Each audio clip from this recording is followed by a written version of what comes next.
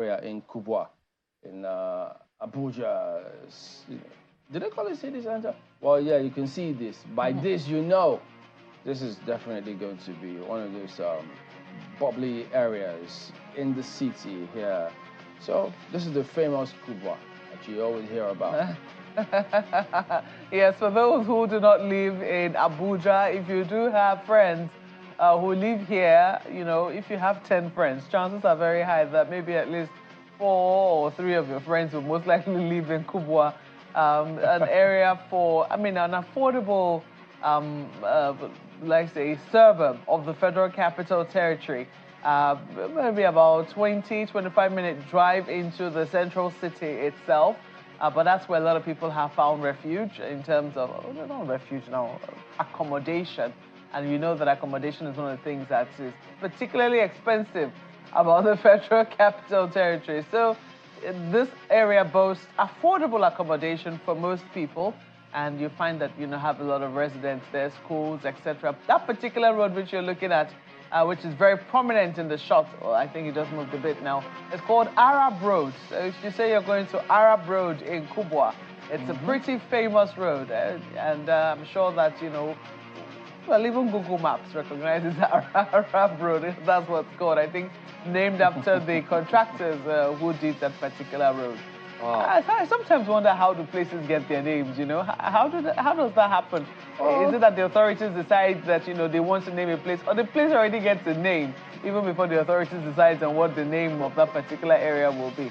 Well, sometimes, even if it gets a name, if there's significant development by an individual who happens to be maybe one of the early birds in that particular street or locality, they name it after that person. Yeah. So chances are that that is how it will happen. Even though politicians, yes, they shop to see how they can get into all of those places with some of those people. So they actually want to buy those names of those streets. Yeah, yeah. Well, when I found out, I was shocked. I wasn't disappointed. Even when they buy the names, you know, people still call it what they want to call it.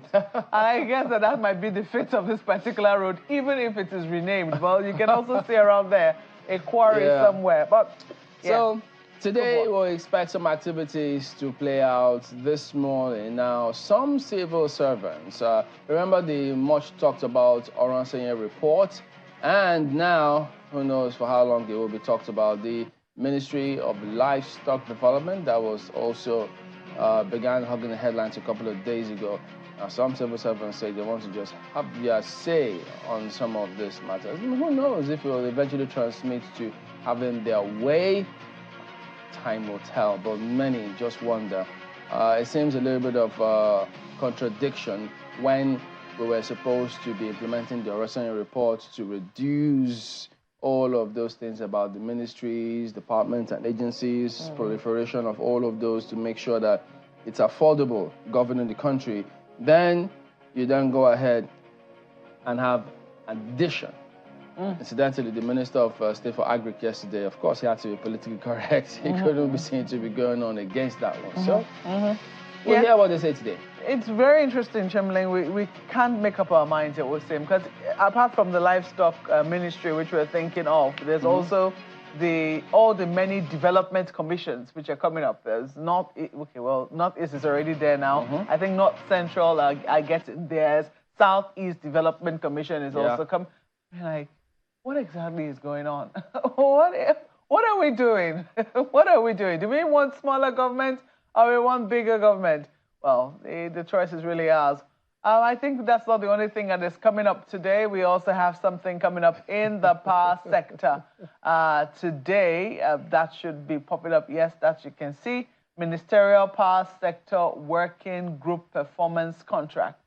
It's unclear what that will be about. I guess that there will be a briefing, perhaps, to that effect. What people really want to know at the end of the day is how this contract and the briefing will translate to electricity, to more stable, affordable.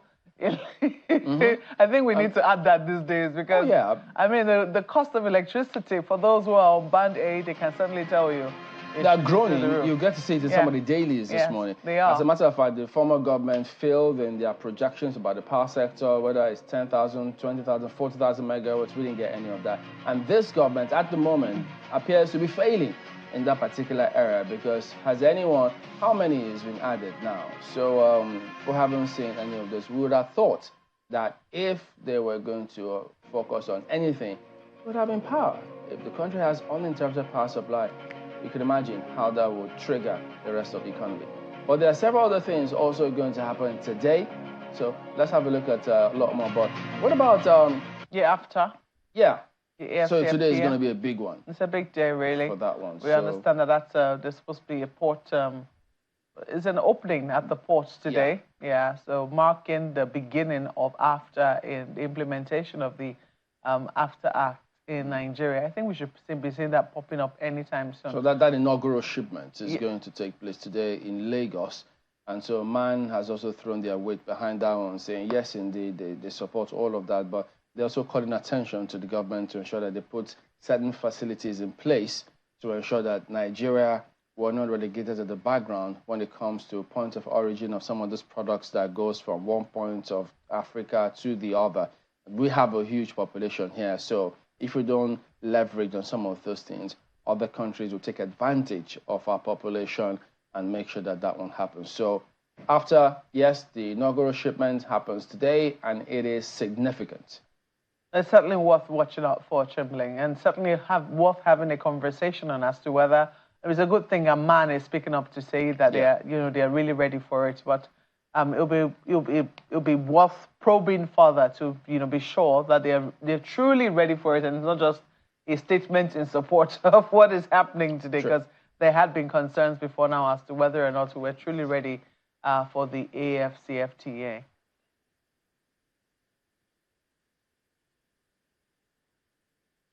All right. So let's go ahead and take a look at some of the dailies here this morning.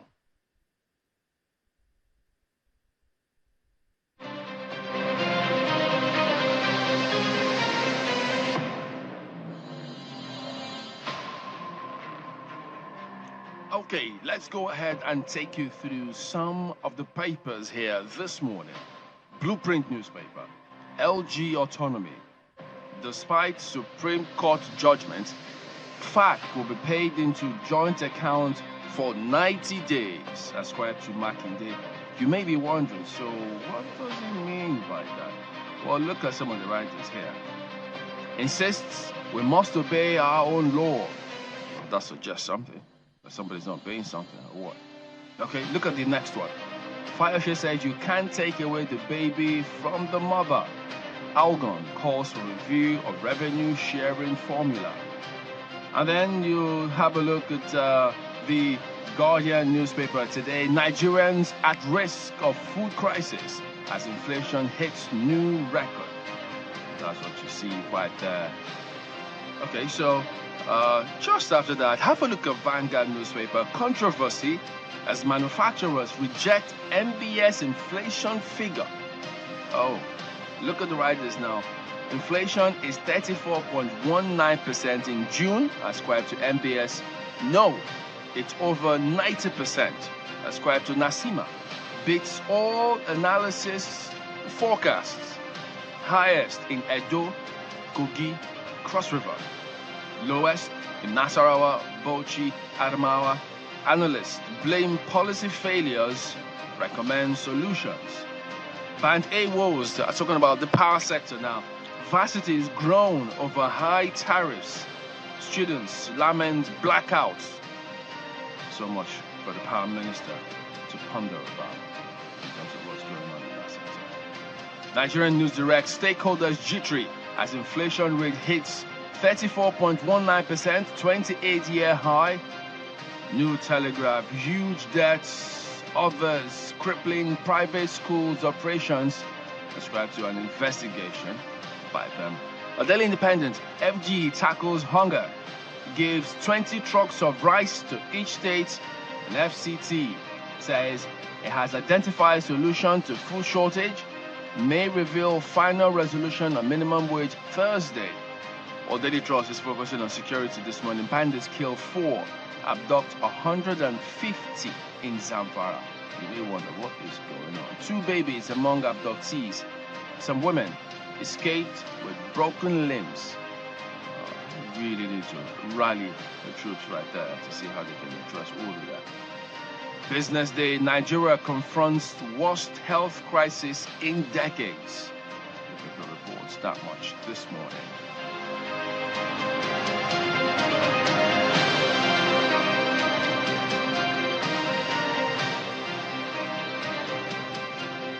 Yeah, so there you go. That story in the front page of Daily Trust seemed, of course, that figure to 150. We're actually trying to get more details in terms of how do these things happen. Look, we know that they've gone back and forth between security chiefs and the Zamfara state government in terms of what needs to be done, how they need to pull together to ensure that you don't keep getting those kinds of narrative. But it's equally interesting that today also, some defense chiefs, the chief of defense staff, is going to be meeting the intelligence, departments, agencies. Perhaps this kind of issue may come up much later today.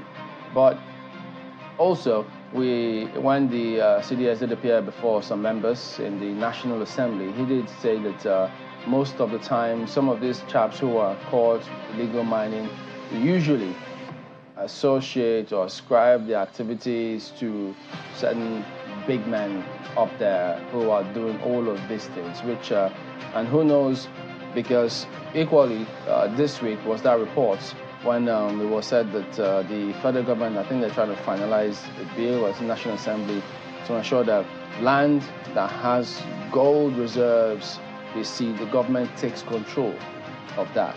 So we don't know what implication of that will be if, for instance, government takes control of those areas in Zamfara where there's heavy gold resources. But I'm just wondering, seeing that story, what they're trying to do, is it going to be reserved to just the gold reserves or mineral resources, basically? Because if they do that for gold reserves, and this chap's saying, okay, so much for gold, let's switch to other minerals, and then they recreate the same template that they've done for gold to other minerals, what happens? So who knows, one imagines that they might extend it to all the other areas. And how long are we going to continue this for if people keep agitating and saying, look, here we are having governors grappling with saying, look, we need more funds, devolve more power from the center, don't make the center stronger, make it weaker. But if you go by way of allowing these resources get into the hands of the federal government, is that the best way out? I think that's what we need to really, ponder on as a people, and that's what people have said is not working. The people in the Niger Delta have been looking at what is happening in other parts of the country, especially where there are other resources that have not grabbed as much attention as oil, such as gold, such as tantalite, and a number of other mineral resources, which, it would seem that individuals are just mining and carting away without a lot of them in this country. Yes, so many. Especially without government, really interfering in those things. So they keep asking, why is it that you pay so much attention to the Niger Delta and you won't even let us take control? Meanwhile, these other people, they think that they've been dealt an unfair hand. So I think that there really needs to be a very proper conversation around what it is we really want, because we understand that the Constitution says that, resources on top of the ground, yes, belongs to the state government or the people around there, and then resources underneath the ground is what exactly is controversial, belongs to the federal government. The one that gets to the top, where does it come from? It's not from inside the ground. I don't know, but these are the things lawyers tell us. So it'll be very interesting to take a closer look at it and say, how can we really work this for the benefit of all? It's really a shame that we have so many resources and yet our people are wallowing in poverty. It is truly a shame.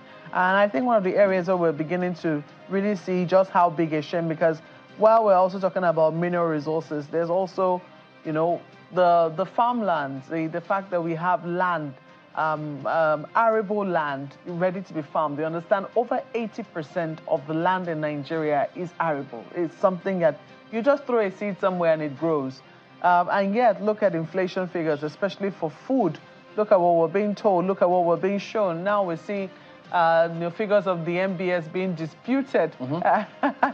It's an interesting scenario, Jimberlin, because even if the MBS is correct in its estimation of what it has found, it does feel for the people that the inflation rate is far much worse than has been projected by the MBS. And I think what people must note, and what we have been told, really, because this is not only in Nigeria that controversy arises as to whether the National Bureau of Statistics of whatever country is painting the correct picture of inflation in that particular country, especially when people are looking at everyday items that they use. But we understand that, what goes into collating the composite basket for inflation is far much more than food, much as food is very important. And I know that food also has its own headline. And we see that food actually, takes the cake when it comes to inflation figures. So it will be interesting to see just how many more things go into that composite basket to give us something as mild as 34.19 when food inflation itself is hitting as much as 40.87. You can imagine what that means. That, prices have gone up at least 40% or 41% since you last purchased them when the MBS, took note of the figures. That's on people's income, because food, you must eat, mustn't you? So it is really a situation, and I think that we really all need, we've been seeing the First Lady watering her backyard garden, trying to encourage people to also do that as well. Please, if you haven't started and you're able to, and they say now you don't even need a patch of land to start. You can do something in pots, in vegetable pots, in flower pots. You'll be surprised just what magic you're able to create. And people ask the question, what do we eat in the meantime? Well, whatever it is that we have been eating must be the answer. Yeah, part of the concern because now that you're seeing those agencies, NASIMA, manufacturers saying, no, these figures don't quite look like it. Probably understandable, because for them, they interface with people. They're the ones who are manufacturing. They're the ones who are in there, who feel the brunt directly from the vagaries of economic regulation in states and perhaps policies of federal government. And the thing about that is this. Yesterday we saw the announcement that the government is distributing rice to state governors, and then they should get to the people. But the question about all of that is, as much as, yes, they could try all they can, but what data are they using to get across to the people? Because if you don't have that, if you can't reach real people who actually need these things, whatever you're doing is going to be going down a manhole. Because, look, we keep saying that if they keep playing politics with data, I mean, when you tell people, let's get proper data to know who is where in this country, they tell you, oh, no, you can't do some of this. You know why? Because they play politics with data. Jimberlin, interestingly, I was reading something yesterday, and it spoke right to that. And at the heart of it was, the conversation around democracy. How democratic countries are having to look again at this concept of democracy and say, why do we seem to make progress in certain areas and no progress in other areas? They found out that the areas where they make the most progress are the areas where they are able to isolate, from politics. For instance, decisions taken at the Central Bank of Nigeria, are not things that should be subject to whether, APC agrees or PDP doesn't agree, or whether, it's favoring the Southeast or it's not favoring the Southwest. It should be about what works for the generality of Nigerians. Yeah. That's what, should be at the focus. So people are asking, why is it that some of those things work there and cannot work? The moment you take those kinds of decisions, for instance, to say the National Assembly, then you're subjecting it to politics. So there are some things that we should remove, from political decisions. They should be immune. They should be isolated from political decisions. And that's the only way, we can actually make progress. Data should be one of those things. It should be something that, whenever it is we're taking it for the good of all. It's really a crying shame that we've not been able to do a census. We don't know how many we are. We're still guessing, how many people are in Nigeria. We're projecting based on some 2006 census, which we conducted, which was heavily disputed. So I sometimes wonder, when will we, sit and tell ourselves the truth and say, look, unless we do this in this area, we will continue to guess.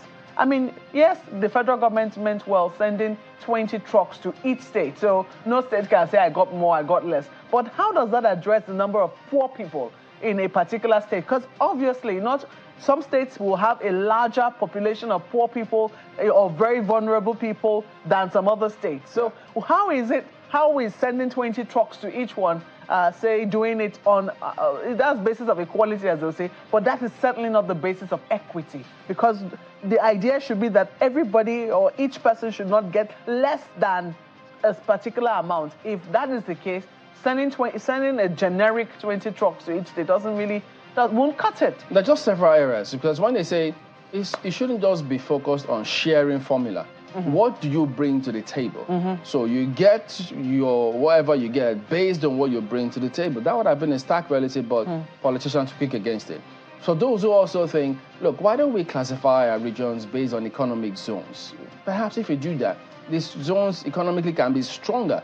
Everybody plays on their strength, and then you know those areas are fledgling. But politicians, again, will tell you, no, we may not do it. There's some areas which we just need. Well, I think also the quality of politicians. I remember having a conversation with the Algon chairman, and he was telling me, or the Algon DJ, beg your pardon, and I was saying, you know, the quality of people we have at the local government level. And he said, look, quality is a problem everywhere. Quality is a problem everywhere. And I couldn't agree more. I think that we really need to examine if, you know, those who really know what should be done would say, no, politics is too dirty for me, then it's no surprise that we're where we are. If people think that all of these figures don't matter, just go out to the streets. Deliberately pay attention to the sea of idle hands around your locality. That will give you an idea of what we may be playing with, because the population is growing, but the resources are shrinking. They are. It is shrinking. And if that keeps happening, don't think because you don't see the immediate effect or it hasn't hit home and you think, no, it's not going to. Look, the word really is enough for the whites. If we don't change how we do things, those things will change us. Let's choose what we want to do. We're back in a moment. Stay on with us.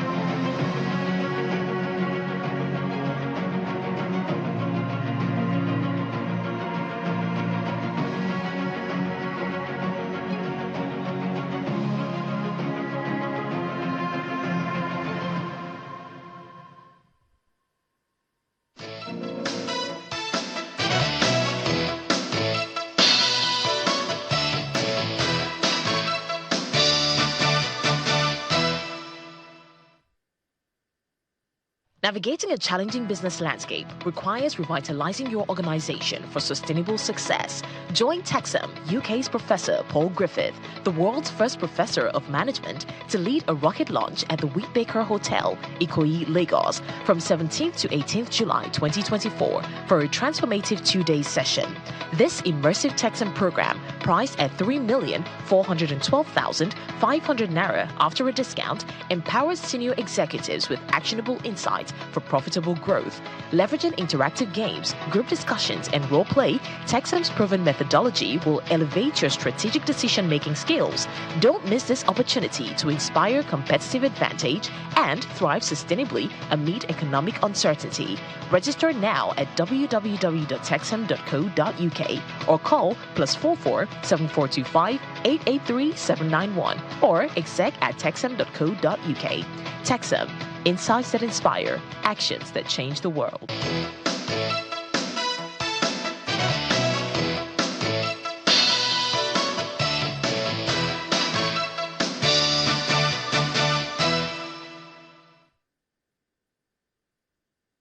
Current economic hardship and the growing impact on Nigerians necessitated this emergency session summoned by the National Assembly Joint Committee on Finance. Thank most sincerely the National Crucial Assembly stakeholders such as the Central Bank of Nigeria, some members of the nation's economic management team, as well as the group CEO of NNPC Limited, appear before the committee to give explanation regarding the state of the nation's economy. We look forward to the NNPC providing clarity on the issue of refinery refurbishment and commissioning and help us formulate actionable strategies as legislators for economic recovery and growth.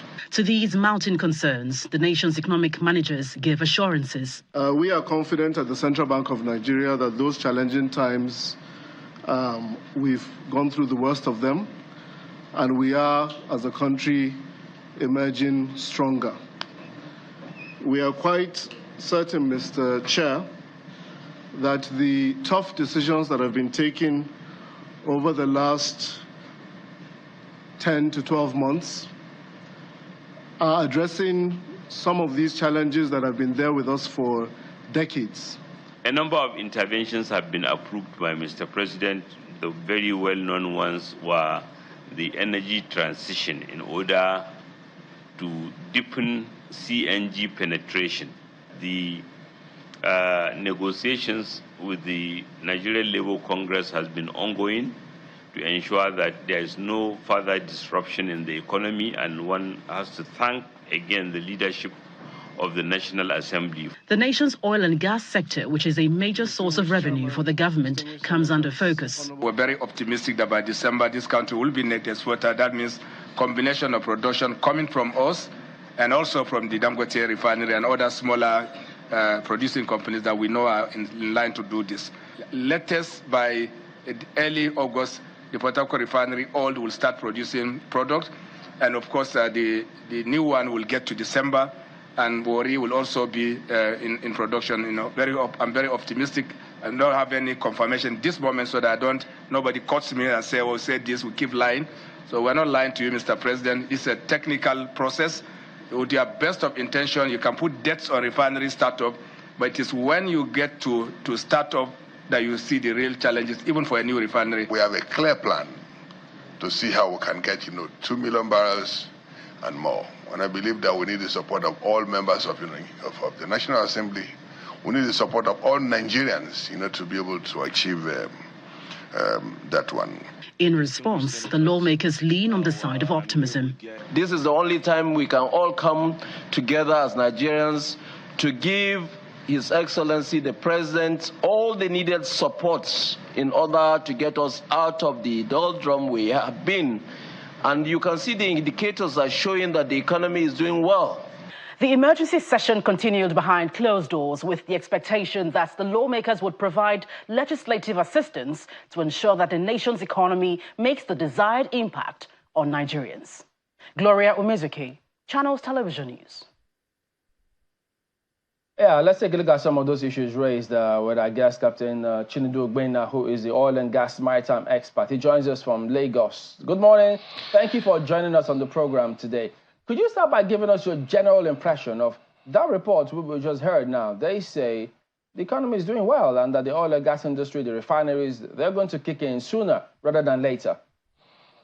Yeah, good morning, Chamberlain.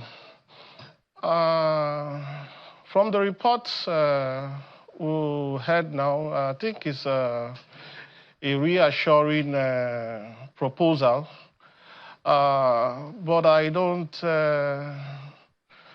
truly think those words can be matched fully on the ground with actions.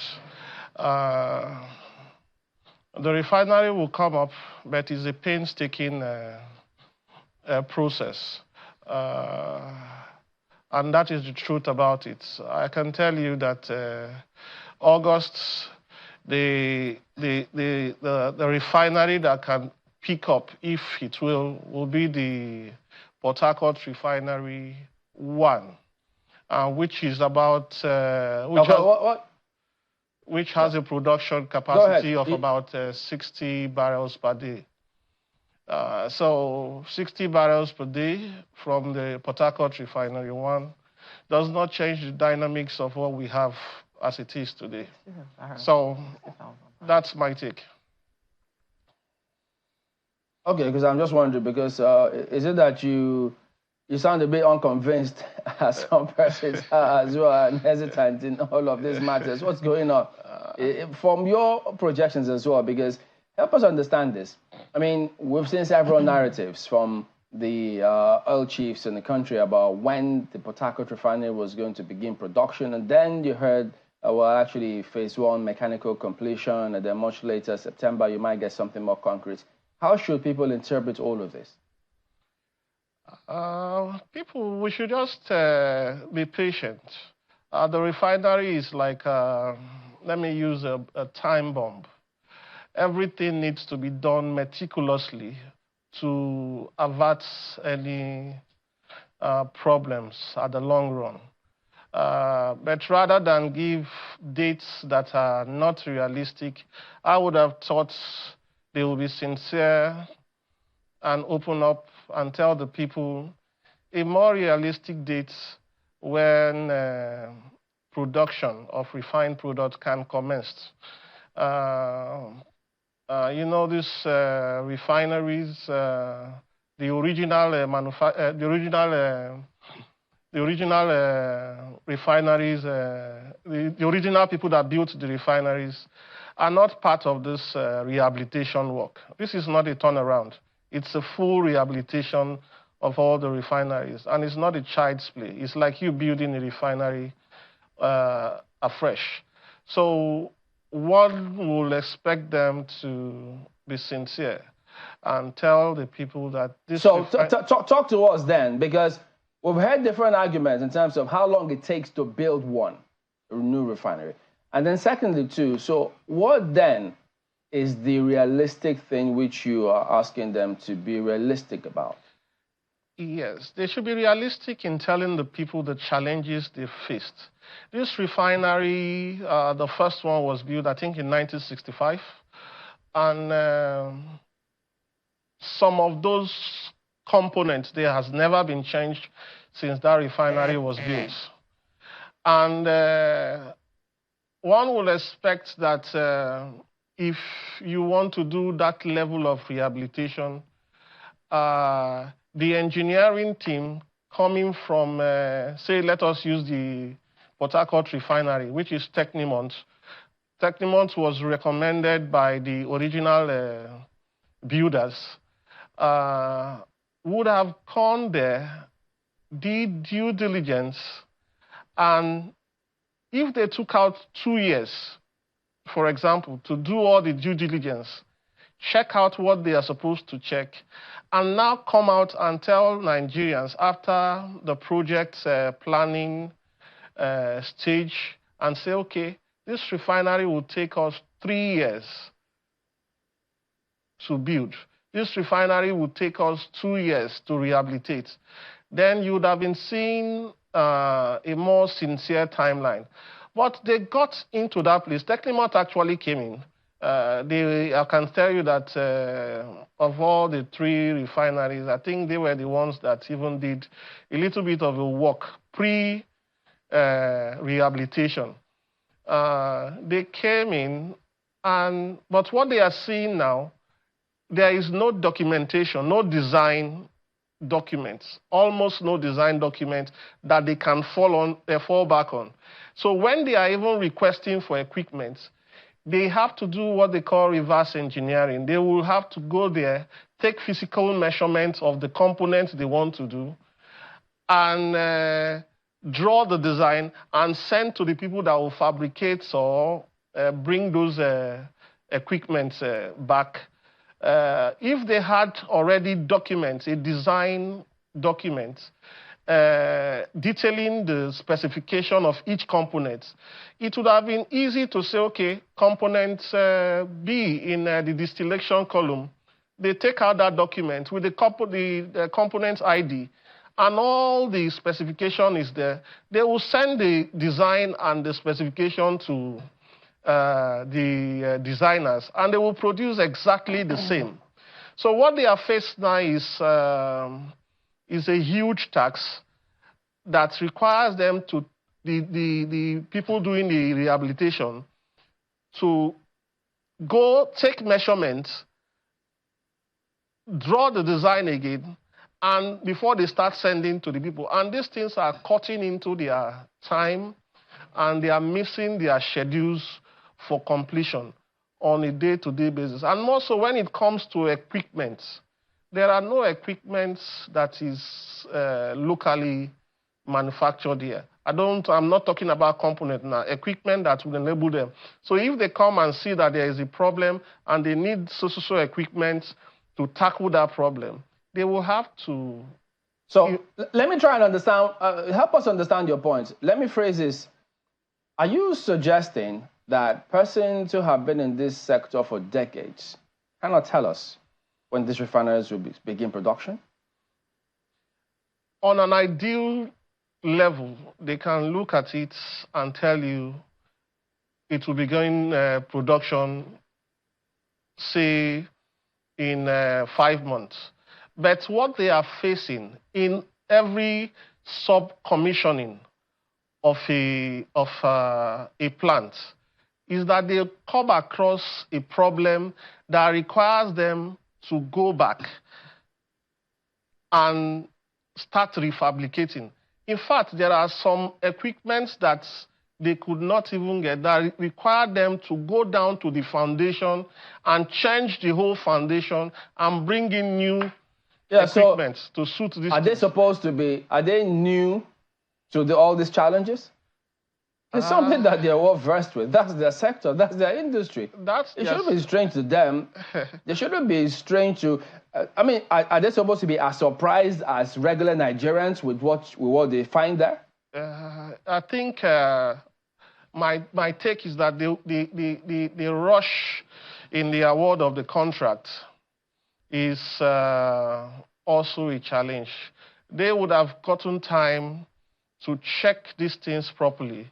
I think Technimont did for about 1 year in the Port Harcourt Refinery, but I don't think they did too much of a detail of a job, because if they did detailed job, so many of the challenges they are facing now would have been taken care of in the pre-rehabilitation stage. So they did not do their job very well. And if they did it very well, all these problems would have been nipped on the bud. We will not be encountering them shifting the goalposts of the completion from date to date. I think between 2003 to this time, they've moved it for about 4 times, if I'm not mistaken. So the project team relied on the information that was given to them by Technimont. That is what they use in the planning of this project. And ultimately, their scheduling has been interrupted because so many of these things, they are finding hitches as they go along the way.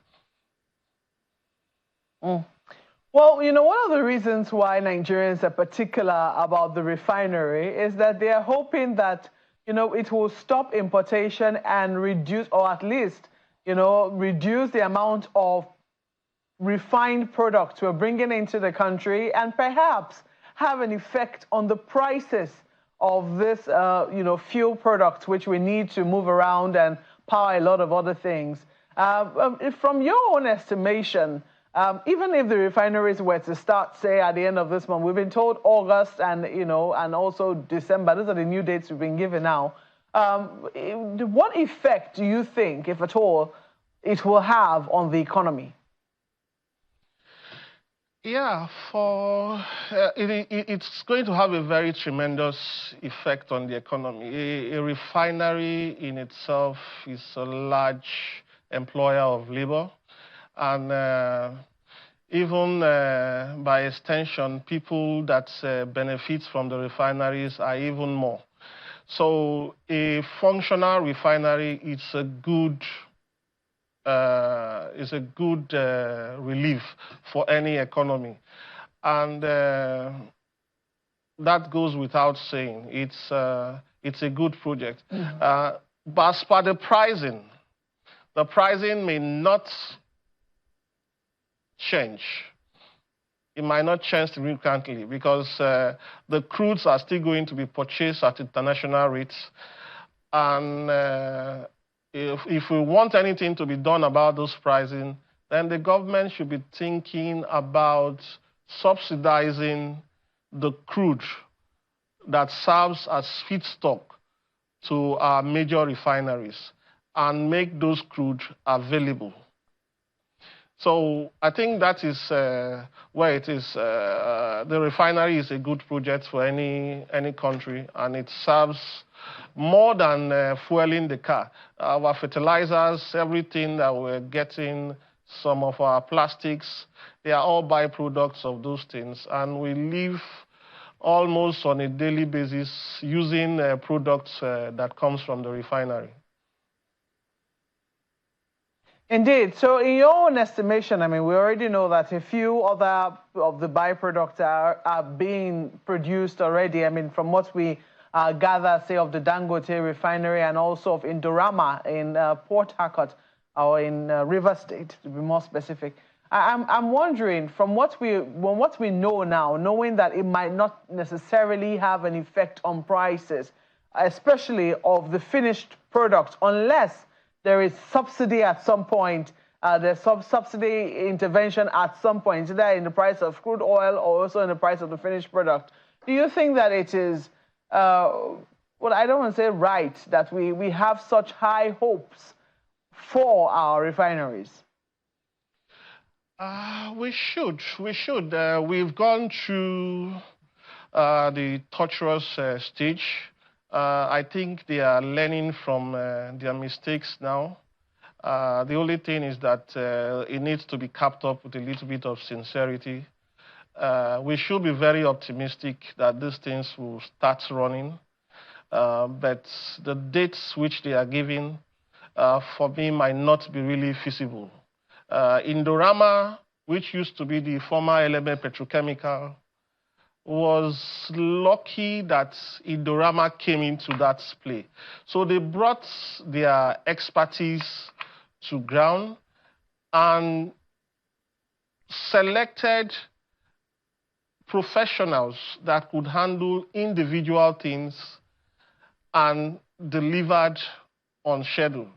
But ours has been rocked with so many political concerns. Sometimes you find people getting contracts that are not really the people actually executing. So what they do is they sublet this job, and if they don't receive money from, say, the refinery, they say stop work, slow down work, and until they get money. So these things has been causing problems, and even the people getting the contracts now, they get those contracts, those people that has been sublet this contract to, they are not getting maximum return for what they do, and sometimes they pull out. You see them changing different contractors, those subcontractors from time to time. All is in a bid to save costs, and it's taking us back. I think it's the time is close, and very soon things will come up better, but not on the timelines that they are giving to us now. Yeah, well, how much effect do you think that would have on what it is we're currently importing? I mean, you've spoken about the capacity of the refineries. I think you said 60 barrels per day. I thought you meant 60,000 barrels per day refining capacity. 60,000, yeah. Yes. Yeah, 60,000. So, I mean, what effect do you think it will have on our current import, the import stock that we have? Because we've been told that with the amount of subsidy we're currently putting into the system, although it has not been officially confirmed, but we know for a fact that the price of refined products all over the world is not exactly commensurate with what it is we're paying in Naira, given the fact that we've also floated the dollar. Looking at what we're currently consuming, I mean, the amount of millions of liters we're told we're consuming, we've been told is also as a result of what is being exported to other countries, that's our neighboring countries, via smuggling, through illegal channels, etc. What effect do you think that, you know, the working of our refineries and the finished products into the economy will have on what it is that we currently import? If all the refineries are working and the Dangote refinery is also in full swing, it will reduce our import dependency and help for availability. But that being said, even the local marketers that are doing this business, they've not been given the right atmosphere to do their business, making this product available. Could you imagine that, say in cocoa, now you have the Taros depot and the Taros jetty that is serving 4 depots. That jetty and the other 4 depots have been shut down since January. So those depots are not adding any resources to our available stock in the market. And it's causing, sometimes you find scarcities coming up here and there. These depots were serving a lot of people. 150 million capacity combined has been taken out from the market. And you find that scarcity coming from time to time. And you know, when there is scarcity, the stations, the filling stations increase their price one way or the other until they find supplies coming in. So functional... But Captain Ogbonna, okay, sir. Yeah, the minister did say, they told us here that they were going to look into that matter when it was brought, that he was not initially aware of it, but they were going to look into it and address it. Are you saying that up till now, nothing has been done? The depots, especially those ones in the cocoa environment, getting their products from the Taros jetty, they are still under lock and key, sealed. Sealed for no reason that is directly attributed to them. Only that the Taros depot received products, NNPC products for that matter, and they pumped over 10 million liters of water into their depot. And they raised an alarm that they were not receiving products, they are receiving water, and called for a stop. And because they called for a stop till today, that depot has been shut, their jetty shut down, and nothing is happening in that axis again. 4 depots shut down. And this is a depot that signed only a storage agreement with NNPC. The vessel that brought the product is there. NNPC, that is the owners of the product, is there. The NDPRA did not go after NNPC, who are the suppliers of that product, who brought water into another person's depot. But they went ahead and shut the depot, and not only the depot, other 3 depots in addition to that one, taking them out of the market. And those gaps are what we're feeling from time to time. To answer your questions, those depots have not been opened, neither is the jetty available for any ship to bat there. Thank you. You know, that raises more questions about what exactly does government want to achieve for this sector? In addition to that, let me also, there are several headlines that have been ever since 2022, in fact, 2021. I'll just read out a few of them about the industry, particularly Port Harcourt Refinery. The 17th of March, 2021, the Daily quote says, FEC approves $1.5 billion for repair of Port Harcourt Refinery. And then in September 15, 2022, Port Harcourt Refinery will begin operation in December 2022. That was ascribed to the Minister of State for Petroleum. January 2023, Port Harcourt Refinery to start operations Q1 2023, again ascribed to the Minister of State for Petroleum. And then December 21, 2023, mechanical completion, that's when this term began. And the flare start off on 20th of December 2023. This again ascribed to the Minister of State for Petroleum Resources. And it goes on. And, you know, seeing all of these headlines as to the timelines that has been given, and time has passed. So one wonders, when you see this kind of narrative, and you being in that particular sector, to the average person, it just suggests as though they're just running rings around Nigerians, and either they don't have a hang of what's going on, or there's a deliberate attempt to keep doing these things because they feel they can get away with it. I think these things are more of politics. People trying to make gains here and there. If the executive, when I mean executive, I mean the federal government, could put down their foot and take out themselves from anything that concerns their families and friends getting contracts, and ensure that people that understands this business are involved in this business on a first-hand basis. Not that somebody will get the contract, sublet to another person, the other person sublet to another person, and before it gets to them, it has been watered down to the level that these people cannot even pay their staff or do anything, will not achieve anything. And to put this thing, since say for about 13 years now, we've spent, according to this business day, over 11.3 trillion on this refinery. So it's not a child's play.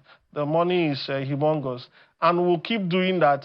So as long as we allow nepotism to be the order of the day, give contracts to who is qualified.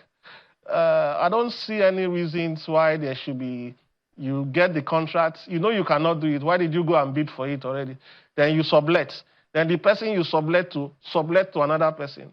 And it's causing serious problem. The NNPC and the refineries have their registered list of vendors. They should vet that list properly, and people with competence should be allowed to do this job. This thing should not take us more than 2 years if we want to do, from the time we complete the feasibility studies to actual when we start getting production. So it should not take more than that. The Dangote Refinery is a clear case of how we can achieve these things in our industry. And in Dorama, very close to the Port Harcourt Refinery there, they also serve as a template on the timeline at which this kind of project can be achieved. So they are talk of start today, no start tomorrow. It's as a result of jobs that were not properly done at the initial stage. So that is it for me. Well, you know, from what you're suggesting now, because at the time that former President Obasanjo said, no, I will be the Minister of Petrol, I will supervise some of this, he appointed Kubwa as his advisor in case anybody wanted to pull a wool over his eyes. And subsequently, we've seen different presidents try similar things, but whether they succeed or not, you can tell. So, and then you now suggesting that they just use it as their cash cow, meaning that they being the Minister of Petroleum with Ministers of State, for this time we'll have gas and then we'll still have petroleum. So the buck stops at their table. In other words, look, if we continue the way they are, we just will not make any headway from all of this. Does it make any sense then? Or let's get your impression of this argument that's been going back and forth about crude supply, either to the modular refinery operators in the country or to Dangote Refinery himself. What do you think of that? Yeah, Chamberlain, the crude supply, I sympathize with Dangote, but they were effective in the building of the refineries, but the project team, I think, did not take into account the supply of crude oil. Crude oil is not something you go to the market today and you pay your money and you get delivery. It's a planned supply. So as at the time they were building, they would have known that in 6 months to 1 year, we would have completed our refinery. And 2 months or a month before you complete, you are supposed to have gotten your feedstock to start up that refinery, to do the testing, the pre-commissioning testing. And after that time, you are supposed to have planned well ahead, say 1 year, of all the stocks you'll be getting. You would have known from your receipts, when your supplies are supposed to be coming. That in January of, say we're in 2024 now, in August of 2024, we're supposed to be having so quantity coming from this source. Not that you wake up and you call one of these IOC, I want to buy petroleum, I want to buy crude oil, and they tell you there is no stock, and if you want to do that, you should put some margin, and you are crying foul. It doesn't work like that. Those IOC... All right, those IOC... Pardon me, we're winding down now. Okay, sir. So have you seen any difference with either the president saying, I will be the substantive minister of petroleum, or appointing a substantive minister? Have you seen any difference whatsoever so far, or even over time? There is none. In fact, the president being the minister for petroleum makes it easy for these guys to even run the rings around him. Because he's not familiar with so many of the things going on, they can push up a proposal and give to him and use jargons to beat him left, right, and center. He will sign it off. So, and because he's involved in that project, he will not want to indict himself. So taking out the supervisory role that he and he should be having over this minister that is supposed to be in charge. So he is involved, he cannot indict himself, he cannot do anything. So I would advise that they look for a pure breed professional. If they want another politician, they can make that person a petroleum minister for states, but get somebody who knows the end-to-end of these things. Not only just commercial. Now we're dealing with rehabilitation. Somebody who is supposed to be DG. Yeah, but I mean, it's not just in terms of you saying he will indict himself or doesn't want to indict himself. Look, the president's buck still stops at his table, even if he's not substantive minister, even if he appoints somebody else to just run that sector. He's still the president. If the economy flounders or fails, the buck still stops at his table. So whichever way, he's damned if he doesn't, perhaps damned if he doesn't. So, and isn't that the way? Isn't that the case? That is the case. That's what we're seeing here. The results of this kind of practice is what we're seeing today, because there has not been any check and balance. Once Mr. President is involved, who comes and interrogates him? Nobody does that. So they decide on what to tell us, and that is why you found 4 times shifting, and everywhere is calm. As a chief executive of a company, if you see that kind of things going, you go straight and ask them to make some explanation. And if they can't do the explanation, the heads will roll in. All right, Chinede Bona, we need to anchor at that point. We do thank you very much indeed for your perspective this morning. Thank you, Chairman. All right, so Business Morning on Sunrise really comes up now.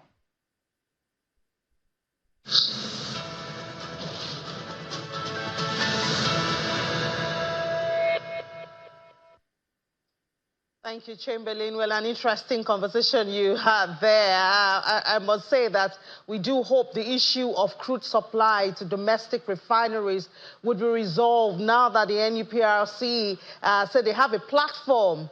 I think IOCs are supposed to submit, the price and all of that. And it's not just Dangote that needs this crude. You also have the other smaller refineries, the modular refiners and all of that. We had a lot of them on the program in recent times. So, and remember the NNPC did promise Dangote crude even before that refinery was opened. But, well, these are ongoing conversations that we are going to follow on our different programs right here on Channels Television. All you have to do is stick with us. Good morning. Welcome to Business Morning on Sunrise Daily. We start as usual from the oil space. Yes, global oil prices is what we're looking at.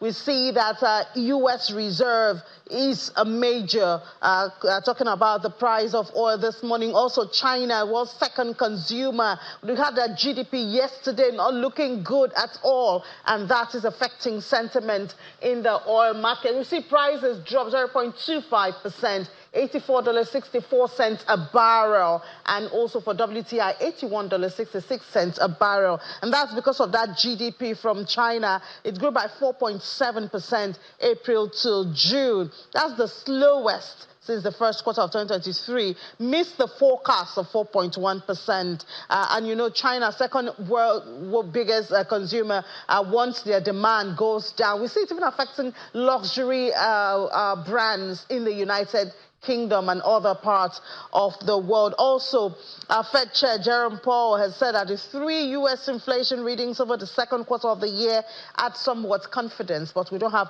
a firm promise that there'll be interest rate cuts, lower interest rate cuts, of course, decrease the cost of borrowing, which can boost economic activity, oil being at the top of that. And then we come to Nigeria to put a close look at the Naira. Well, an inverse relationship is what we saw between NAFEM and NAFEX. But I would always say the major market is NAFEM. So what happens there is really what concerns us. We see NAFEM close at 1,577 Naira, 29 kobo. Looking like we're getting close to 1,600. Not comforting at all. Yesterday was down. The Naira dropped 0.86%. That's too close to 1% for comfort. NAFEX, however, was on the inverse. I guess less activity right there, because even in the parallel market, there was a drop on the Naira. And the worrying thing these days, and this has been happening, I think, for about 2 weeks now, is that this drop happens in spite of intervention from the CBN. So we see the CBN selling dollar to the banks for the official market. In spite of that, we still see a drop. It means that demand is really getting heavy. And I don't know if it's extra heavy. Are they paying school fees at this time? Is there something that is pulling on this, the flow of FX in the Nigerian market? That, of course, is a worrying one. And then, well, we're talking about food security. That's a topic we cannot stop talking about until we are filled. And right here on Business Morning, Business Incorporated, it is our major focus. Yesterday, there was that announcement. I wonder if it should gladden our hearts. But we did hear after the Federal Executive Council meeting that each state and the FCT in Nigeria are getting about 20 trucks of rice to be shared, as usual, to be shared. And then, of course, the sharing formula comes up. But let's hear the Minister of Information tell us the details. Each of the state governors has received 20 trucks of rice for onward distribution to the most vulnerable. This is a first step And government will continue, the federal government will continue to support all the state governors, the local government, all the subnationals, so that the hardship being experienced by most Nigerians in terms of shortage of food supply is bridged. Government will continue to do whatever it takes to ensure that Nigerians have enough food to eat. Of course, you also know some of the interventions that the federal government has done in the agricultural sector, boosting our own capacity to produce food, not just for our domestic consumption, but also possibly for export. And government will continue to do that. We know that this will not solve the problem entirely, but this is a necessary first step that it has taken, and government will continue to do that. And you can see the speed with which the federal government has ensured that this is done. Now, what we want to say is the federal government also wants to appeal to the subnationals to ensure effective distribution of these food items so that those that are most vulnerable have access to this commodity. So there you have it, another effort from the federal government to resolve the issue of food shortage in the country. And this links directly to inflation. Inflation numbers for the month of June came out yesterday. We saw headline inflation hit a new 28-year high, 34.19%, and maintaining that uptrend for the 19th consecutive time amid worsening state of hardship in the country. You have the number there. See, food inflation is a major driver, 40.87, getting really close to 41. In spite of all of this effort, and we see the items that drove that food inflation to about 40.87 there is millet, gari, yam, groundnut oil, palm oil, and all of that. Now, let's drill down into this with the Chief Executive Officer of Financial Derivatives Company, Mr. Bismarck Orani. Mr. Orani, good morning, and thank you for your time. Good morning for having me, and thank you for having me. Great. So I know you're not surprised. There was, of course, that forecast from FDC, and then we see it now. I know you did about 34% in your forecast. Does it meet your expectation? No, we are actually accurate in our forecast. So we expected that, and so it was no surprise. But let's get down to the meat of the matter. The truth is that inflation has increased, but it's also increasing. It was beginning to slow down, but it increased at a slightly higher pace. But the month of June, these are June inflation numbers we're talking about. Month of June, a couple of things happened. One, there was fuel shortage. Two, there were 3 or 4 public holidays. There was the Salah holiday. There was June 12th. And 3, it was the end of the planting season, and we begin to see the beginning of the harvest season in July, August. Now, 4 is that people are resisting price increases. The incomes are down. There's a cost of living crisis, and people cannot afford. And if you look at the prices that increased the highest, they were basic items. There was gari, there was yams, but the proteins, the proteins, which is meat, fish, meat, and other livestock, actually did not increase. So the big elephant in the room were actually the usual suspects, which is the cereals, the gari, yam, groundnut oil, palm oil, and millet. Those were now. 2 is the fact that we are beginning to see in the last day or 2, we've seen the drop in some prices, which is quite strangely enough. While many have increased, as you can see from that chart, we are now we're going to be talking about pepper later in this afternoon. But the price of pepper, which was 60,000 naira a bag a year ago, got all the way to 150,000. And this morning, it has dropped in Ibadan to as low as 60 or 70,000 naira. Why this movement? 1, there's been smuggling of commodities across the border. 2, there's a resistance in income. And 3, the petrol price increase is having a feeding effect into the price of commodities. And so people are basically going back to the basics and not the luxury goods. When I say luxury goods, the ostentatious goods. They are going back to the basics, the gari, the flour, and things like that. So do we say that protein is also luxury at this time? No, protein. The price of protein is a luxury because first and foremost you must have the rice, you must have the swallow, they have the sauce before you now put the protein on top. So you can switch protein, different types of protein as you wish. But what we are seeing is that people are not increasing the quantity of protein they're taking. They're eating less chicken, less beef, and less fish in some cases. Wow. And that is playing onto the prices. Yeah. You know what happened with tomatoes? And it went all the way up, and now it's beginning to come down because the people substituted to carrots and other things. Yes, so other substitutes. Mr. Ryan, let's talk about the efforts of the government. We know that the 150 import duty-free policy that was announced has been criticized by the president of AfDB, Dr. Adeshino, looking at the impact it will have on domestic investment and farming and the agricultural sector. Now, yesterday we had that announcement of about 20 trucks of rice to be shared in states. You know, do we see these calming the numbers, especially food inflation? We see it's really getting close to 41%. Do we see it doing any good to those numbers and in reality? No, the way to look at it is to look at it in two distinct segments. One is a stabilization phase where you have a crisis. And the other one is a long-term strategic phase where you now build capacity to increase output and aggregate supply. Now, what has happened now is these short-term measures, which is to bring in, to import commodities, to actually force down the prices. It's just like akin to a patient who is in an accident scene and he has high blood pressure. You want to operate on him, you must crash the blood pressure down first before you now begin to, you stabilize the patient before you now begin to treat the patient long-term.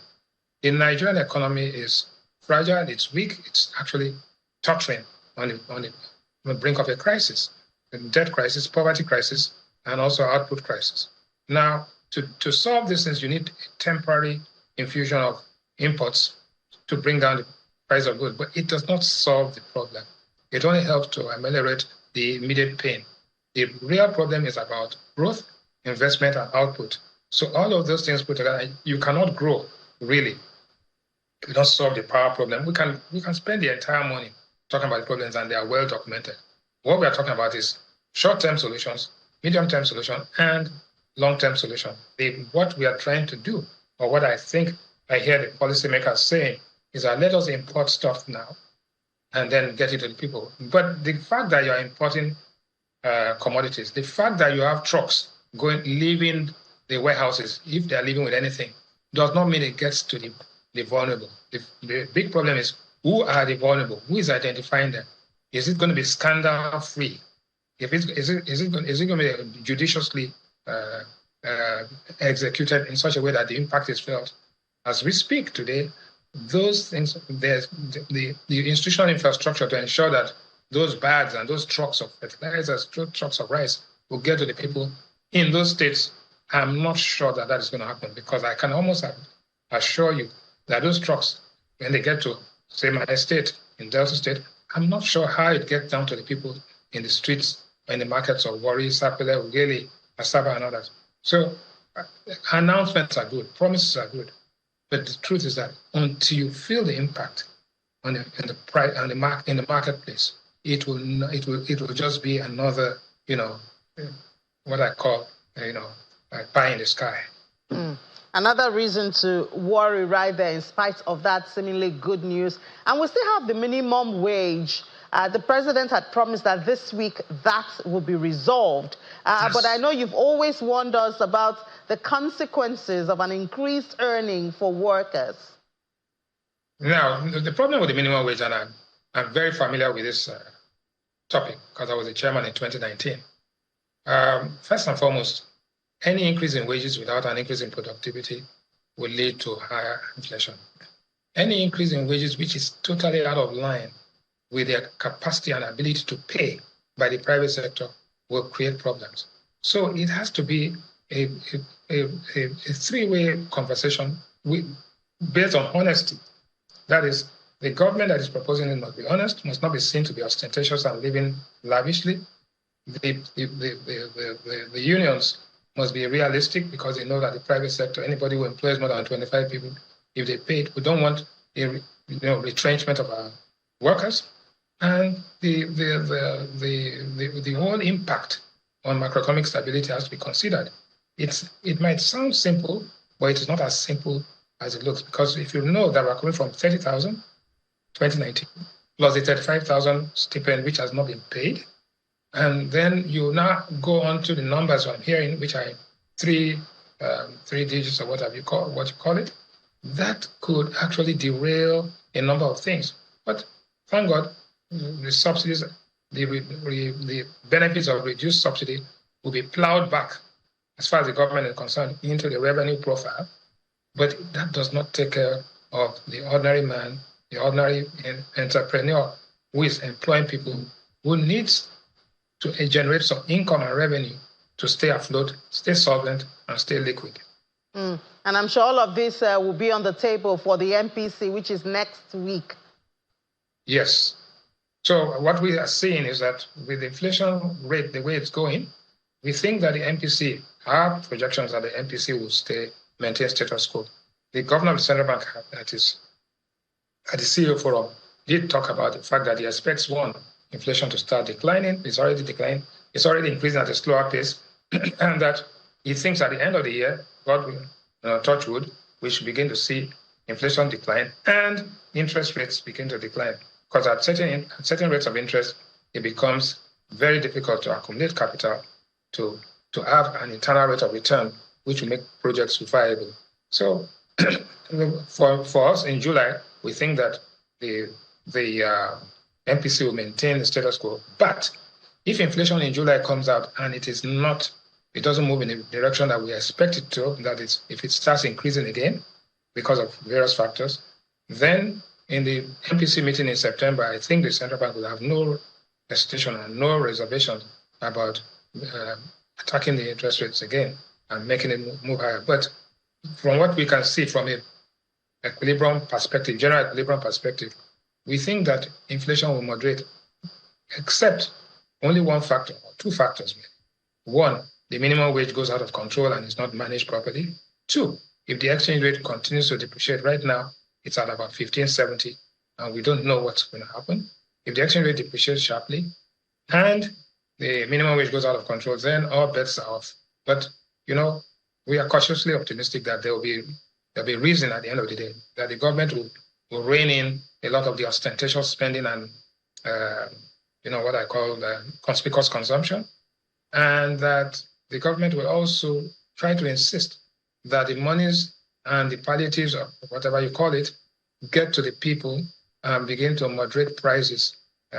But if it becomes a scam and the goods do not get to the people, one. Two, ostentatious living and conspicuous consumption continues, then there'll be a breakdown in confidence and a breakdown in trust between the people, the governed, and the governing. Mr. Arwani, yeah, obviously.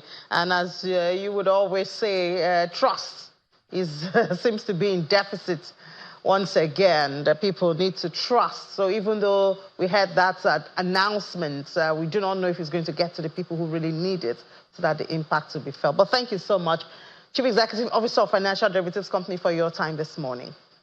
Thank you for having me. All right, let's take a break now. When we come back, something new happening at the NGX. It might be of interest to you. Join us again.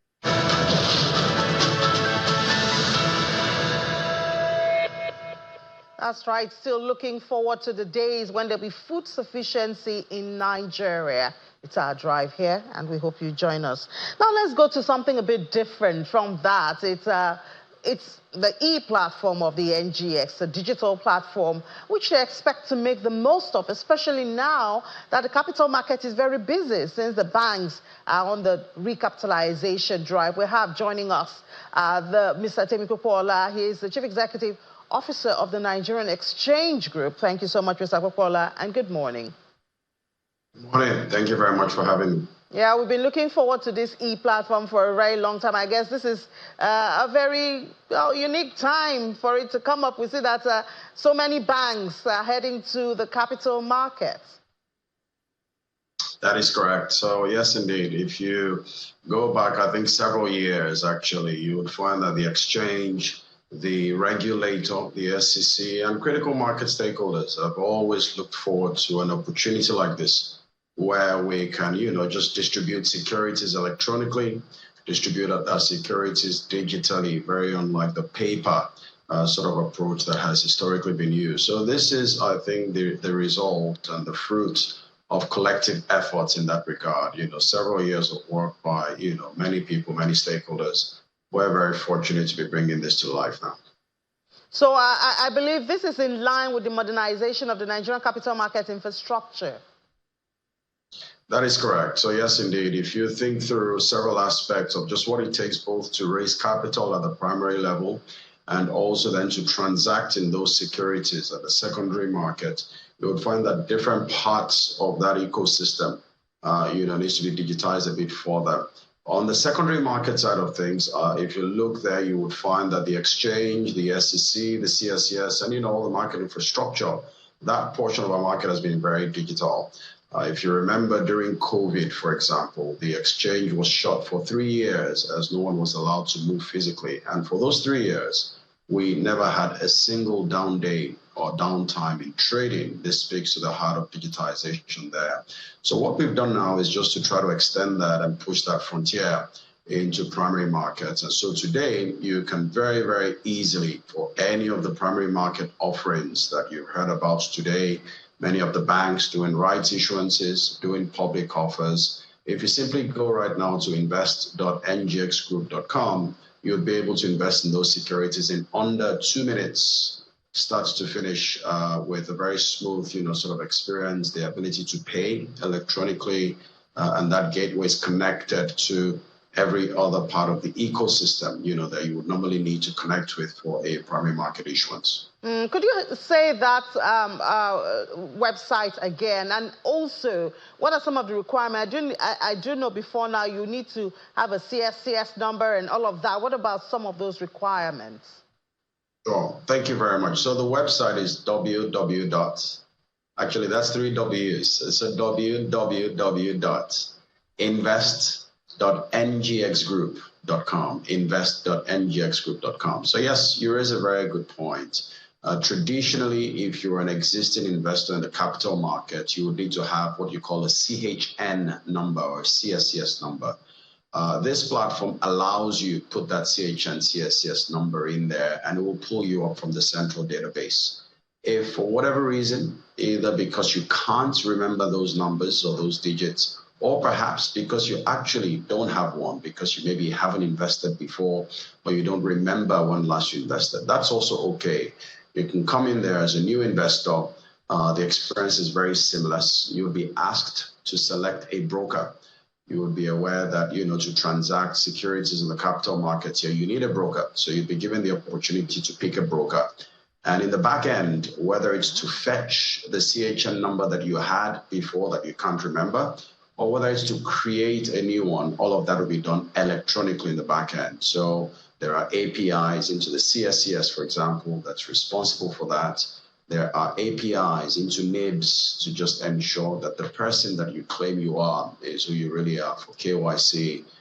There's connections into payment gateways. So it's a very smooth, nice experience. Whether you know those CHN numbers, whether you don't, whether you've ever transacted before, it's all there for you to use. So are you planning to expand beyond the primary securities, which you're doing now on the digital platform? The simple answer is no. So there's very strict regulation that governs what we do within sort of as an exchange. But also, if you remember, as I started earlier, when you look at the secondary markets part of our business, it's very, very efficient. It's highly digitized. What we're just trying to do here is to, within the ambits of the regulation that governs us by the SEC, see how much more support we can offer to our ecosystem. I mean, we do have in that primary market space many digital, sort of intermediaries. As a matter of fact, if you go back in 2021, there was an end-to-end digital sort of, capital raising activity then.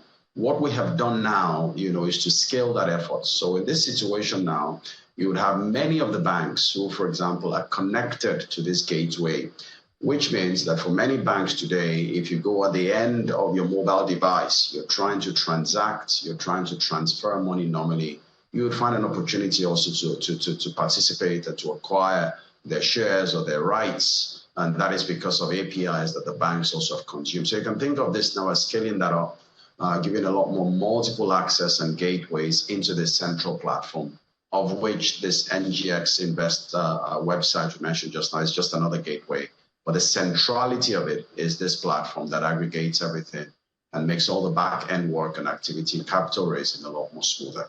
But doesn't that imply that perhaps there will be some time when this platform, the digital platform, will be fallow? Because I know the market is very busy now with the banks, but do you often have the primary securities, coming into the market? Absolutely. So when we talk about primary, it's actually these banks being busy. So if you take, I'm trying to be careful not to mention any bank now, but for any that is currently raising capital today, when you go on this website, invest.ngxgroup.com, you'll be asked to log in like any website or interface of such a nature. Once you're in, you would find the ability for every single one of those bank securities that you can select. And as I said, in under 2 minutes, you'd be done investing in those securities. So by primary market, those are the transactions actually that we refer to. Today, as far as we know, there are 2 rights issuances by 2 banks, and there are 2 public offers by 2 banks. All 4 offerings are live on this platform, and you can invest in them in minutes. All right, talking about making it easy, now I know that the NGX is making the most of this opportunity, but thank you so much, Mr. Atemi Kwekwala, for this. We've been looking forward to, this digital platform and ease into getting into the market for a while. Wish you all the very best. Thank you so much. Thanks for having me. All right, now talking about the markets. Now let's see how the market closed yesterday. Closed in the positive. Fresh air, breath of fresh air coming right there. So we see that this is the smaller market. But the NGX yesterday closed 0.30 in the positive. And the all-share index, 99,900, very close, 99,966.28. That was the all-share index. There you have it. See, really close, 99,966. Hopefully by intraday, we should come here with good news. Equity cap 56.6 because the market gained 167.1 billion naira at the close of trade. And, well, yours truly, the banking sector is still reigning 1.13% in the positive. We'll give you fresh intraday numbers at 1 p.m. I'll be back with Will. We will give you the mark. But now let's head back to Sunrise Daily Studio.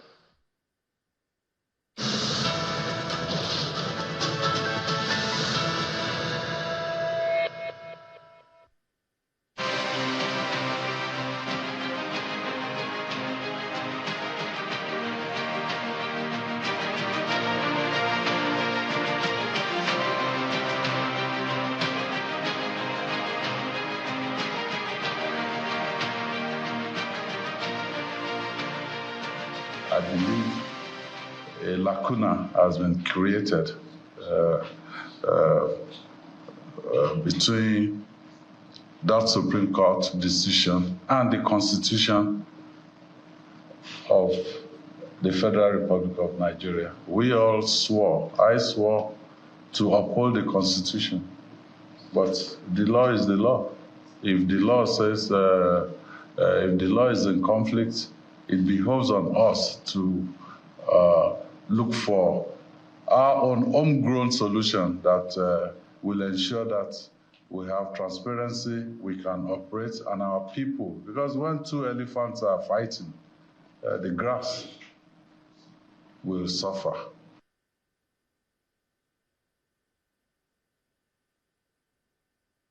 We've got Mr. Ibrahim Abdullahi here with us. He is the Deputy National Publicity Secretary of the PDP. Good morning. Thank you for coming on today. Thank you, Mr. Chamberlain. Thank you, everyone. So, following that judgment, listening to the governor, it does suggest, maybe.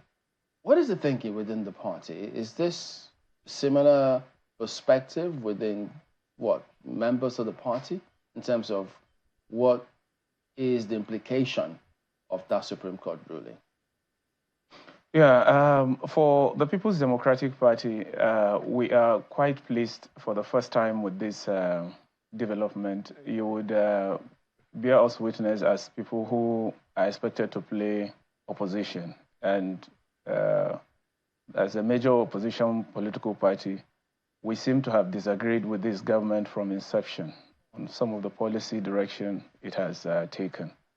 But on this very one, we are fair to the government. It's a child of necessity, the autonomy for local government. We would have done same, and probably earlier than it has done. So it's a commendable development in our polity. It's something that we have welcomed. We are on a page with the government. We have supported it because, come to think of it, Nigerians have been groaning for as long as 25 years today since the return of this republic because of the absence, if you like, of administration at that lower level of governance. Almost nothing seemed to be in place. Administration has fizzled out completely. And that has left the country wondering if indeed we are running a federalism, as it were. And the attendant implication is what none of us is new to. We have seen how the drift, rural-urban drift, as a result of total negligence or complete breakdown of administrative...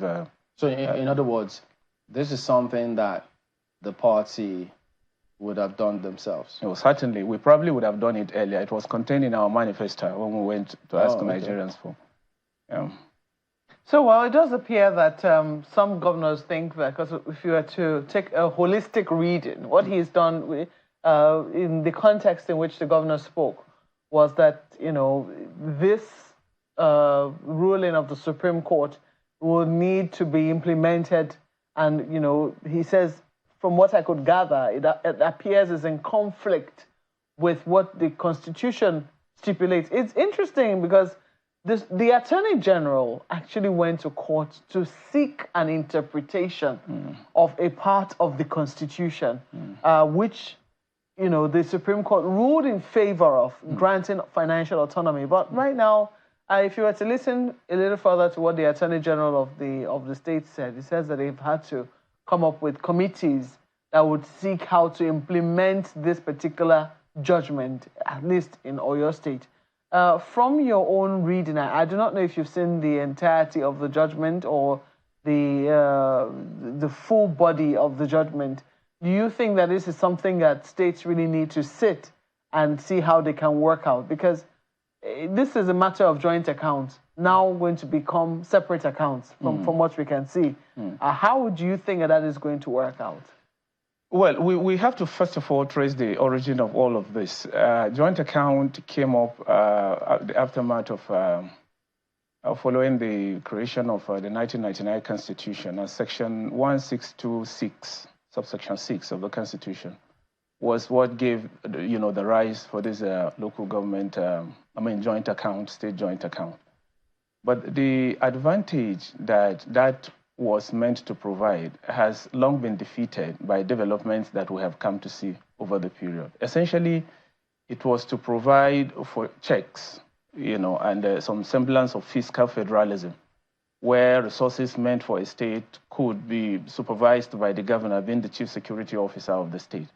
That would have enhanced, efficiency, credibility, and, if you like, development at that level. Because leaving this local level without anybody having an eye on the funding will itself have some negative consequences, like we are likely to see, or like we have experienced in time past.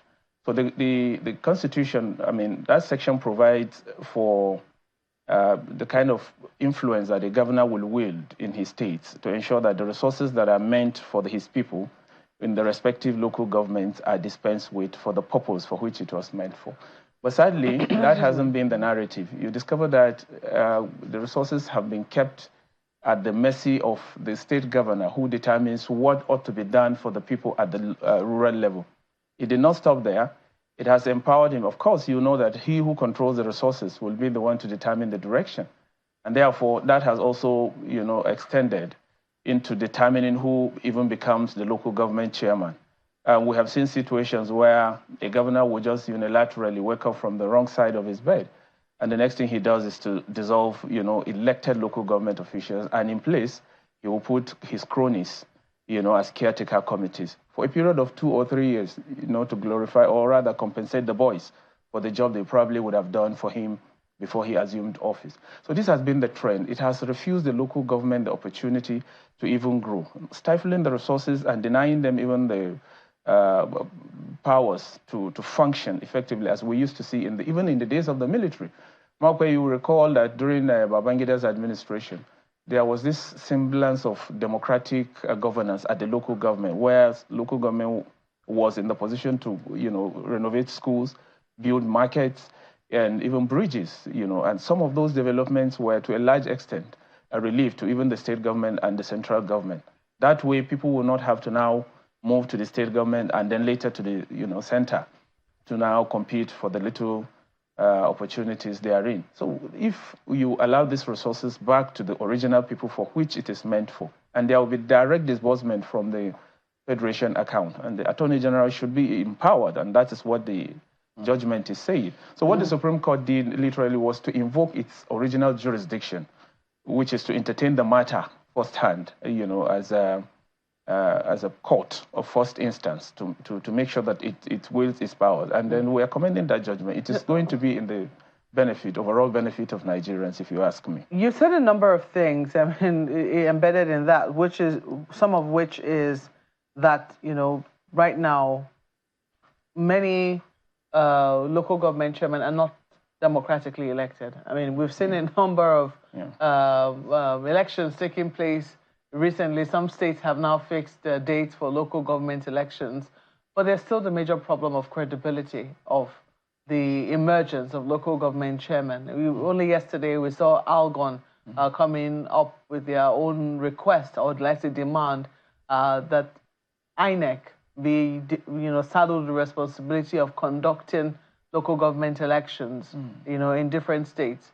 Is this something that you'll support too, or do you think that specific demands be made of CX, to reform and be able to conduct elections which people can really say, produce the people that they really wanted to emerge? Well, the low-hanging fruits would be immediately, plugged or harvested the moment we allow the local government, or we shift the electoral responsibility of local governments to the Independent National Electoral Commission. We will be defeating the entire reform if we allow CX to continue, as it has come to be it has come to be seen as the only common thing that state governments are deploying, to take control of this local government. If they would take control of local government, which is farthest from them, then you can imagine what control they will exert on the State Independent Electoral Commission. So what they have done over the period is to ensure that the same voice, the same political affiliates are given the responsibility of running that State Independent Electoral Commission, thereby ensuring that they have a total control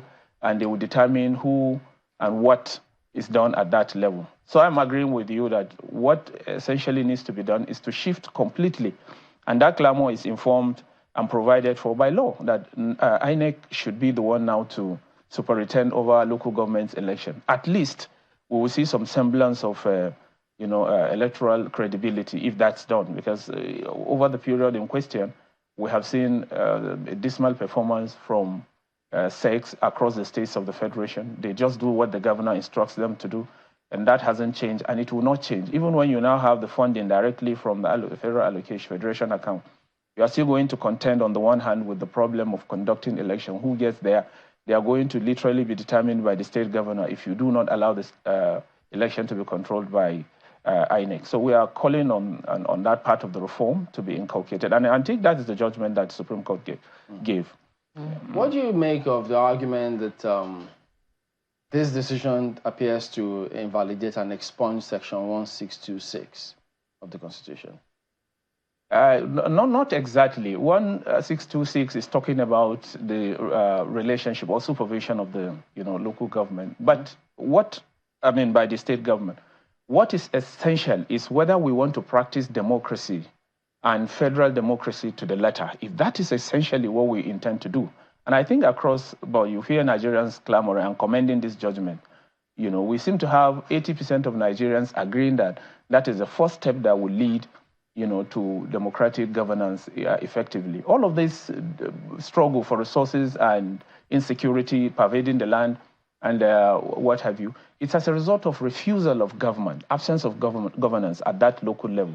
So indeed, what we are saying is that if we are truly going to practice democracy, federal democracy to the letter, and that is what the Constitution provides, then we have to allow local governments to function effectively and be disconnected completely from the state control, at least their funding and their assumption of office, which is election. So, but how much impact do you think this is going to make? Because for those who, both the federal, the states, when the state had it, their excuse was about security now. Yeah, sure. We don't have direct control.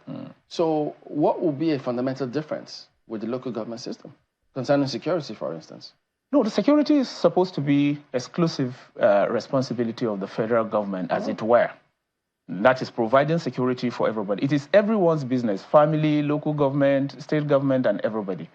But the chief security officer of this country is Mr. President, who must ensure that every local government, 774 of them as it were, as we have, are provided security from the center.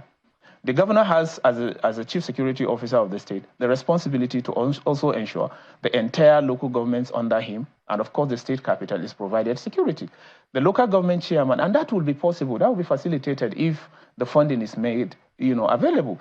You could see even with this anomaly that we have, local government, what do you call them, caretaker committee chairman, have been providing vigilante services, as it were. They will get some of these guys and then arrange them in groupings and ensure that these people are keeping vigil on household and neighborhood, at least with the meager resources at their disposal. So that's going to be enhanced if you have now direct control of funding from the net. They will sit with the community people. And one thing that is going to be, for the benefit of this country, I will tell you in the first 1 year after this thing is restored, you will discover that everybody will know the chairman, because that is the beauty of this local government taking control of itself. Everybody knows the chairman, they know the councillor, they know every household, they know themselves. And you will discover that any stranger that is coming and all the activities that will be done for the benefit and progress of that community will be tied down to the chairman, to the councillor, and everybody in the community know them directly.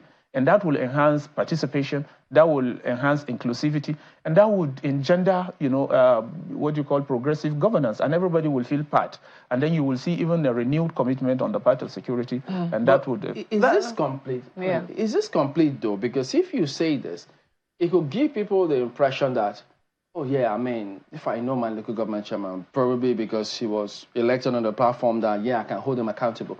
But we still have the CX who are conducting elections in the states. And chances are that, we've seen recent 2-3 last results, the party in question wins all the elections. So it appears as though, yes, you may get the fund, but they may just find a way to still be subservient or still tied to the pawn strings of the governors. So if we had if the elections were a little different, where different groups or parties, if you have somebody popular in a local government, he joins whichever party, he wins. That way, that participation perhaps becomes full-blown. Exactly. You are just concurring what I said earlier. I am saying, and you are concurring to it, that the moment they have total control of their resources, and Independent National Electoral Commission supervises or superintends... Is that likely going to happen, though? It is. It's a question of determination. If we have political will on the part of the government, and on this one, I seem to be agreeing with them for the first time. I have been most critical of this APC-led federal government, Ahmed Tinubu's government. But on this one has to call a spade by its name. They seem to have taken the bulls by the horn. Don't forget the governors were the same people who made it impossible under Buhari-led federal government. But here, and that Buhari deployed executive order, it did not succeed. The governors went to court and got it. But here, you see, it has come through the same federal government going to court and then getting the judgment in their favor, which is in the interest of Nigeria, if you ask me. It's a very interesting scenario, and one in which, to be very honest, I think that some people have said that we should exercise what they'll term cautious optimism. These are the hopes that we'll have, I mean, as a result of financial autonomy coming into, local governments. But let's not forget that local governments, some local governments are as big as some states. When we imagine local government, sometimes we think it's community government. And so people say, look, it's not exactly community government. If the resources that are still coming to the local government are resources that are being shared without an intentional attempt at transparency, people might still be very much in the dark as to what exactly is happening within the local governments, given that not everyone is living in the local government headquarters. So how really do you think, I mean, well, yes, this is a wonderful development.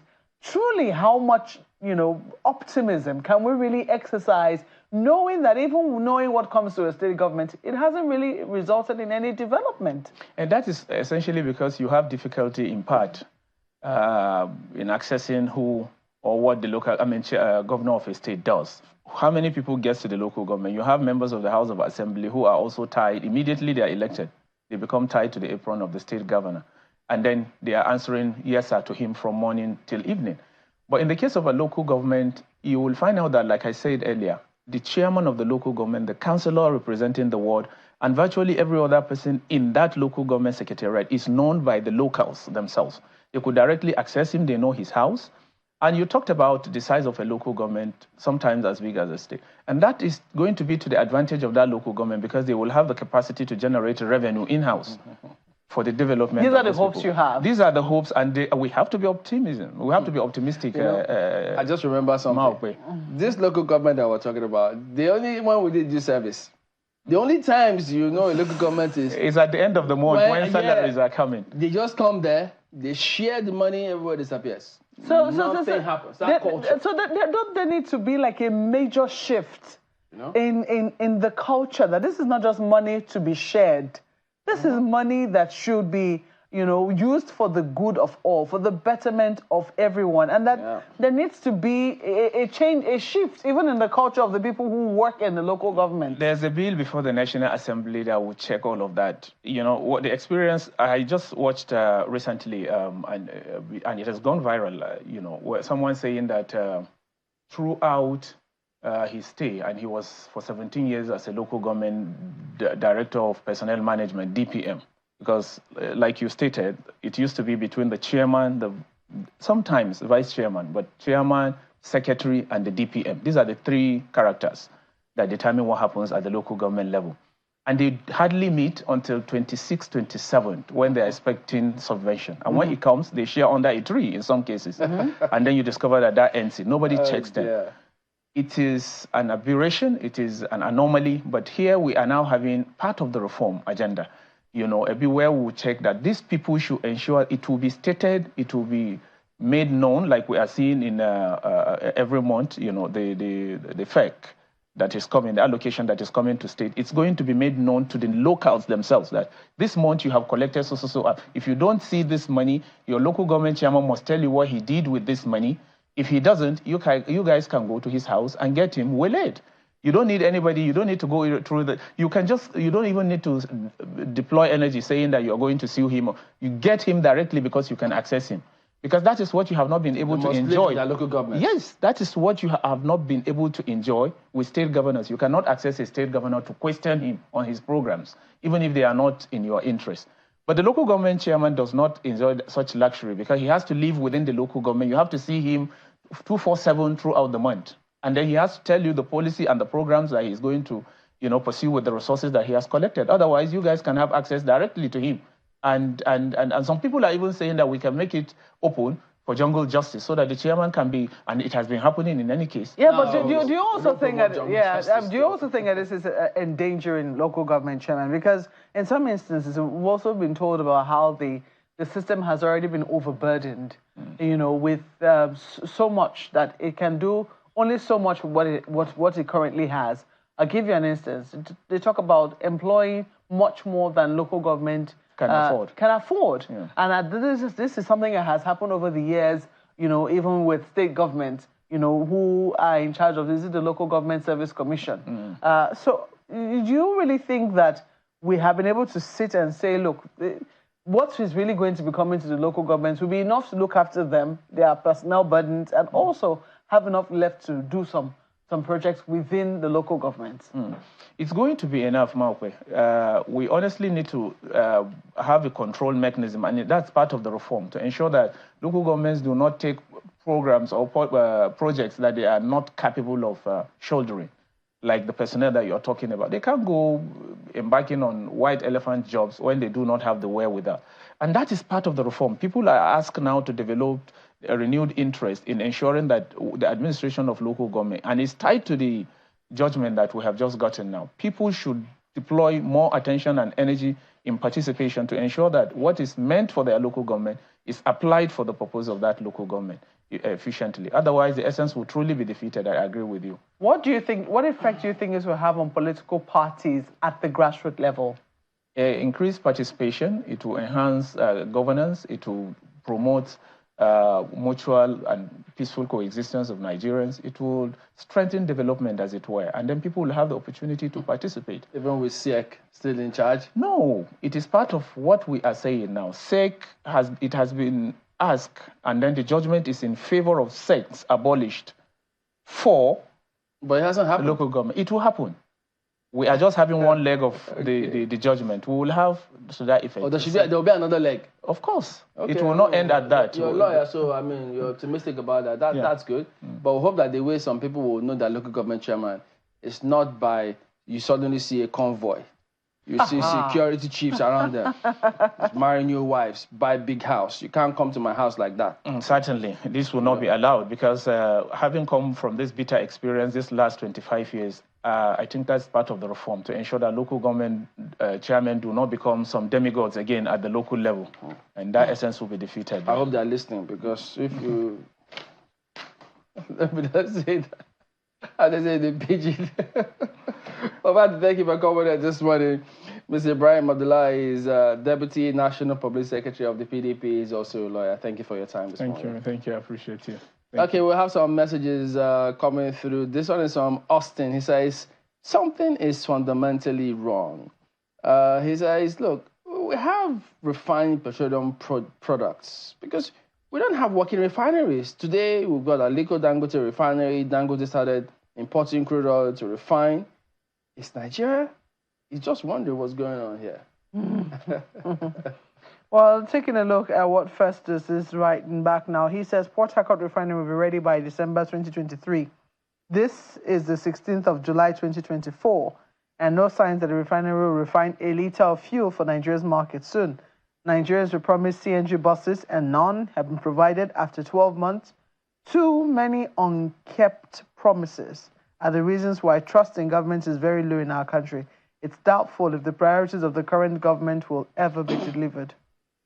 And then we've got Pastor Law says, whatever is the reason why our refineries can be attributed to the major reasons Nigeria are suffering and lamenting. This is why they're not working.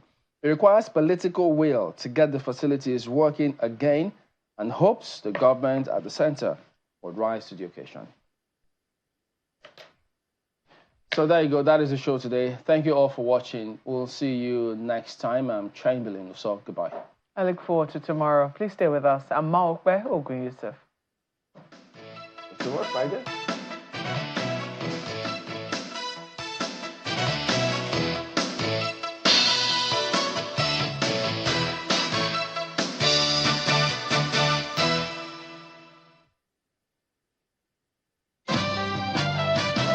At Admission, admission, admission. Admission is ongoing at Koladaisi University, Ibadan, where we have state-of-the-art laboratories and studios with structured, uninterrupted academic calendar. You can enroll for a variety of courses in the Faculty of Basic Medical Sciences, Faculty of Law, Faculty of Pure and Applied Sciences, and Faculty of Arts, Management, and Social Sciences. For inquiries, please call 070-3795-3524, 070-3782-1221, 080-6015-8996, or visit our website on www.koladaisiuniversity.edu.ng. Koladaisi University, advancing the frontiers of knowledge. Announcer, Mr. Aruna Olawale Adetu, Registrar and Secretary to the Council, Koladaisi University, Ibadan.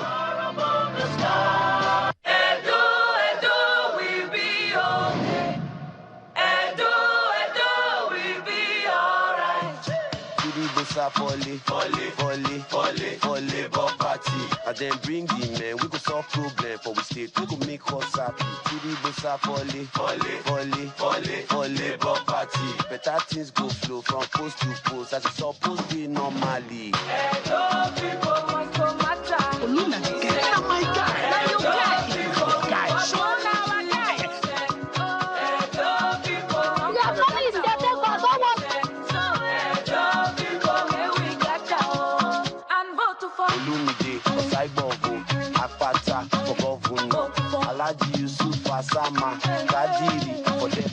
Vote Olumide Osaigbovo Akpata as governor. Vote Alhaji Asama Kadiri for deputy governor Edo State. Vote Labour Party. The following is a paid presentation by ShopX TV. You're watching ShopX TV, home to some of the most popular international brands in Africa. We are now proud to introduce our biggest offer of the year, the ShopX Mid-Year Sales. Yes, from now until the end of July 2024, we will be offering our customers 20,000 Naira off this home fitness machine. SportX Digital Compact Treadmill. The compact foldable treadmill that makes being active and losing weight fast and easy. Just unfold it and walk, jog, or run. And when you're done, just fold it and store it away. You get the SportX Digital Compact Treadmill System complete with a rugged commercial-grade traction belt, large LCD multifunctional display that displays speed, time, distance, calories, and has 12 different exercise programs, as well as a magnetic safety key. The SportX treadmill has really helped me get back in shape after childbirth. You would normally pay up to 400,000 Naira for the SportX Compact Digital Treadmill. But call the number on your screen now or scan the QR code and get the SportX Compact Digital Treadmill for just 380,000 Naira, saving you 20,000 Naira. Incredible! Call the number on your screen now to place your order. The proceeding was a paid presentation brought to you by ShopX TV.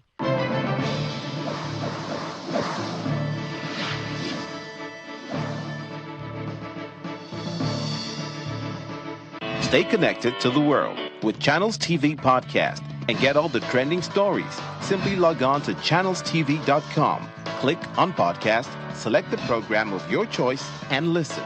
Our podcast is available on Apple, Google, and Spotify. Tap the expertise you trust. Touch the stories that touch you. Anytime, anywhere.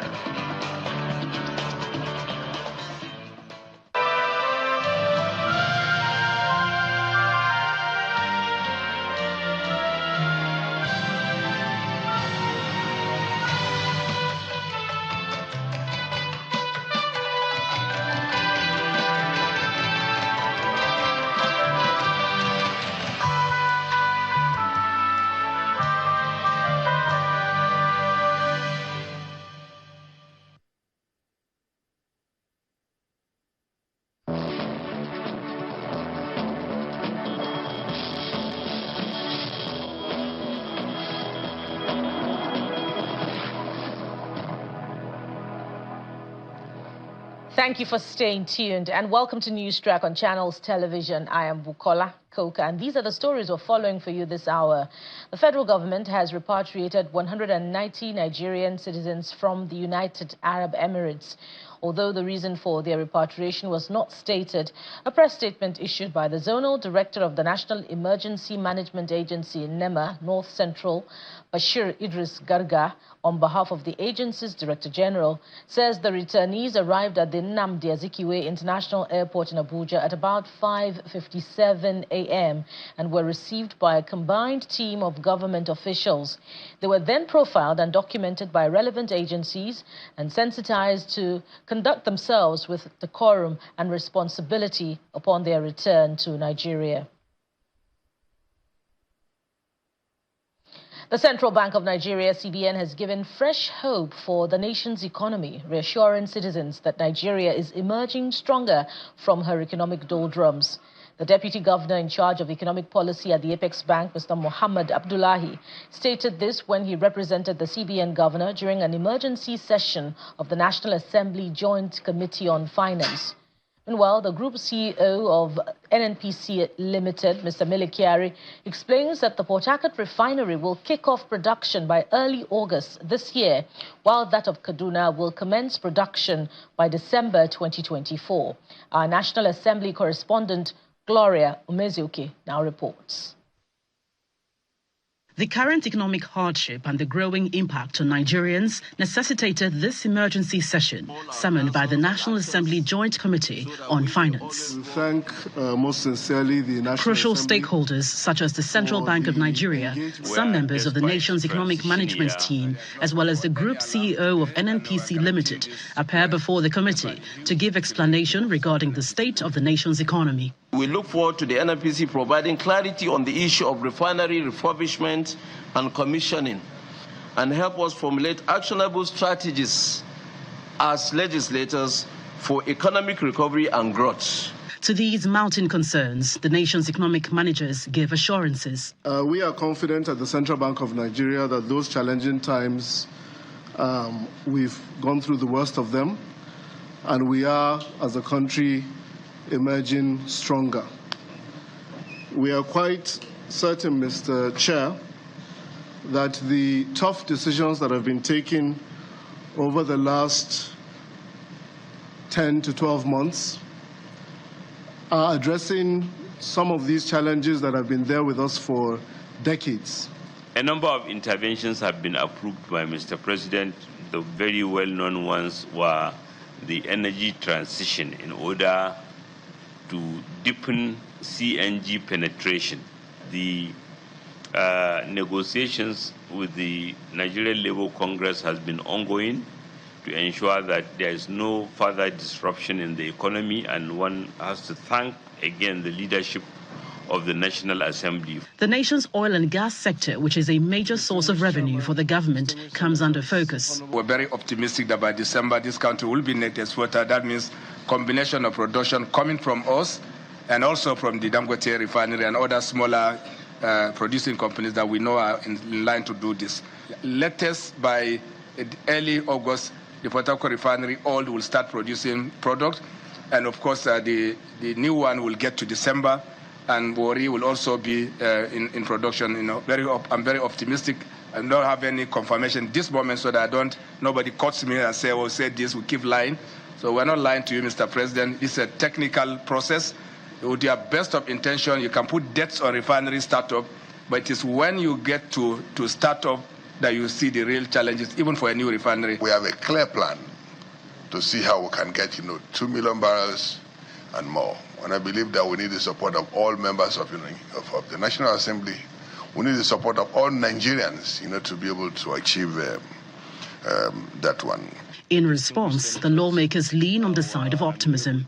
This is the only time we can all come together as Nigerians to give His Excellency the President all the needed supports in order to get us out of the doldrum we have been.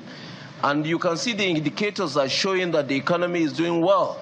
The emergency session continued behind closed doors with the expectation that the lawmakers would provide legislative assistance to ensure that the nation's economy makes the desired impact on Nigerians. Gloria Umezuki, Channels Television News.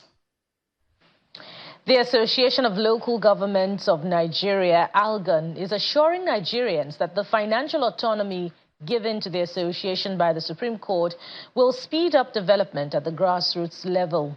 The body, which made this known at a media briefing in Abuja, commended the Apex Court for the timely intervention through its verdict.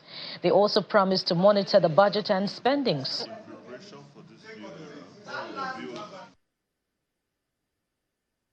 We recognize that more constitutional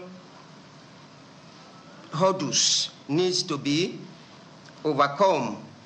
We urge the government to look into promptly. 1, scrap State Independent Electoral Commission, that is the SEC, and empower INEC to conduct uniform election for the 774 local governments across the country and mirroring the 4 years tenure of state and federal offices. Remove Section 7 and 8 from the Constitution. The ALGON BOT is committed to supporting the federal government in ensuring the 774 local governments are accountable to the people. We encourage all Nigerians to participate actively in this local government's affair. More from the grassroots now, as the governor of Delta State, Mr. Sheriff Oborevori, has urged the newly elected chairman and vice chairman of the 25 local governments in the just concluded elections to embark on viable infrastructure projects that will impact positively on the lives of the people at the grassroots. Governor Oborevori also tasked them to avoid profligacy typified by wasteful spending and extravagant lifestyle, but to address the recurring problems of insecurity, poverty, unemployment, and environmental decay in the various local government areas. The governor was speaking during the swearing-in ceremony of the newly elected chairman and vice chairman in Asaba, the state capital. After taking their oaths of office, the chairman of Oshimili North Local Government Council, Honorable Innocent Esewezie, who responded on behalf of his colleagues, expressed appreciation to the governor and leaders of the PDP in the state for the opportunity given to them to serve.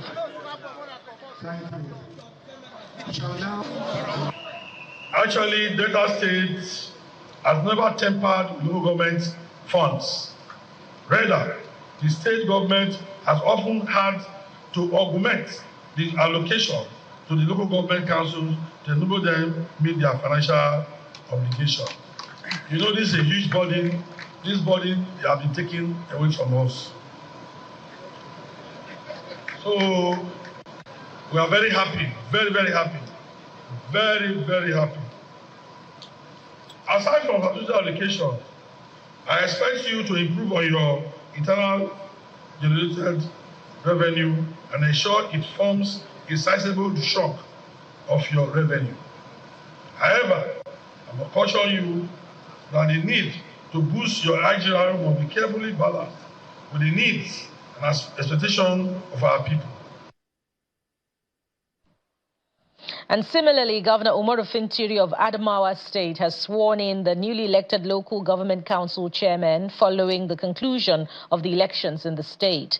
The governor, while inaugurating the council chairman, urges them to toe the path of service to the people.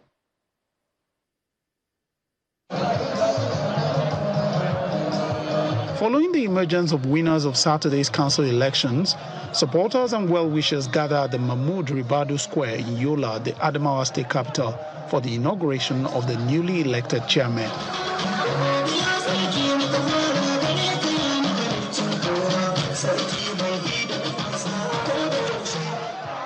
Governor Umaru Fintiri leads his deputy, the Speaker of the House of Assembly, and others into the square for the ceremony.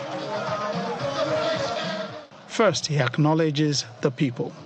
He settles down to the business of the day as the Chief Judge of the state, Justice Hafsat Abdurrahman, performs the swearing-in ceremony.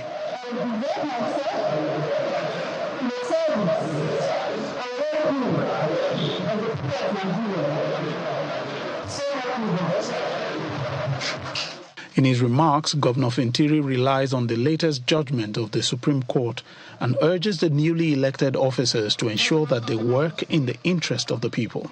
We all work hard for it and share in the joy and pride it brings not only to our great party, the PDP, but to our state and our people who have once again experienced the beauty of democracy at the grassroots level through the exercise of their franchise. I thank the good people of Adamawa State for continuously believing in us and voting the PDP overwhelmingly. I assure you that we shall not fail you.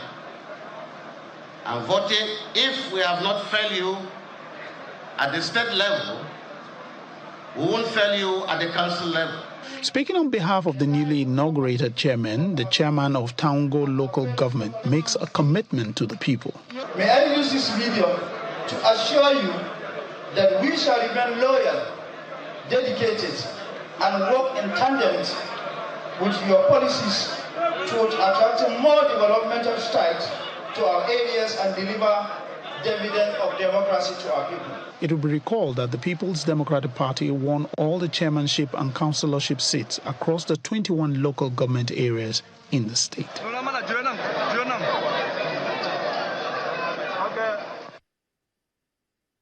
President Bola Tinubu has approved the immediate reinstatement of Professor Nenibarini Zabi as the project coordinator of the Hydrocarbon Pollution Remediation Project, HYPREP. According to a statement by the Special Advisor to the President on Media and Publicity, Ajuri Ingilali, the President's decision followed a performance review of the HYPREP project coordinator and concludes that the project coordinator is fit to discharge his functions in accordance with the regulations guiding the execution of the project. Meanwhile, Ogoni youth and leaders have expressed gratitude to the President for reinstating Professor Zabi as the coordinator. Earlier on Friday, more than 20 youth groups gathered in Port Harcourt, the River State capital, following the announcement to applaud Professor Zabi's leadership qualities and passed a vote of confidence on him. President Tinubu had initially approved the appointment of Mr. Olufemi Adekombi to replace Professor Zabi as the new project coordinator for HYPREP, a move that was criticized by the Movement for the Survival of Ogoni People, MOSOP. And still to come on News Track, the chairman of the governing board of the National Biotechnology Research and Development Agency is making a case for the funding of science and innovation to ramp up the nation's economic development. We have that story and more coming your way after this break. Join us again.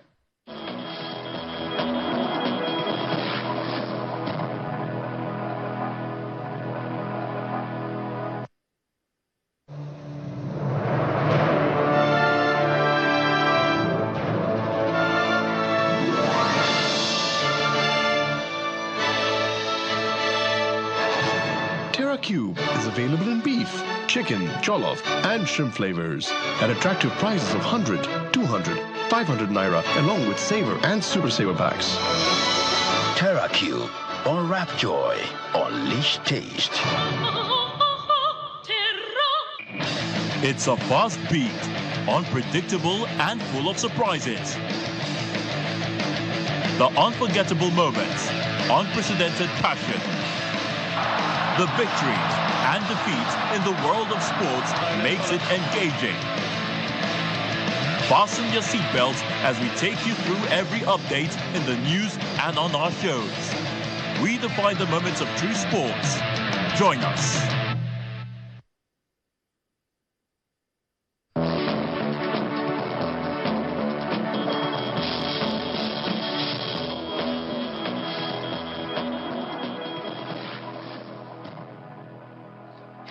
Welcome back. The Nigeria Army has so far arrested 387 individuals in connection with illegal mining. The Chief of Defense Staff stated this through his representative at a public hearing organized by the House of Representatives Committee on Solid Minerals on Illegal Mining in the country.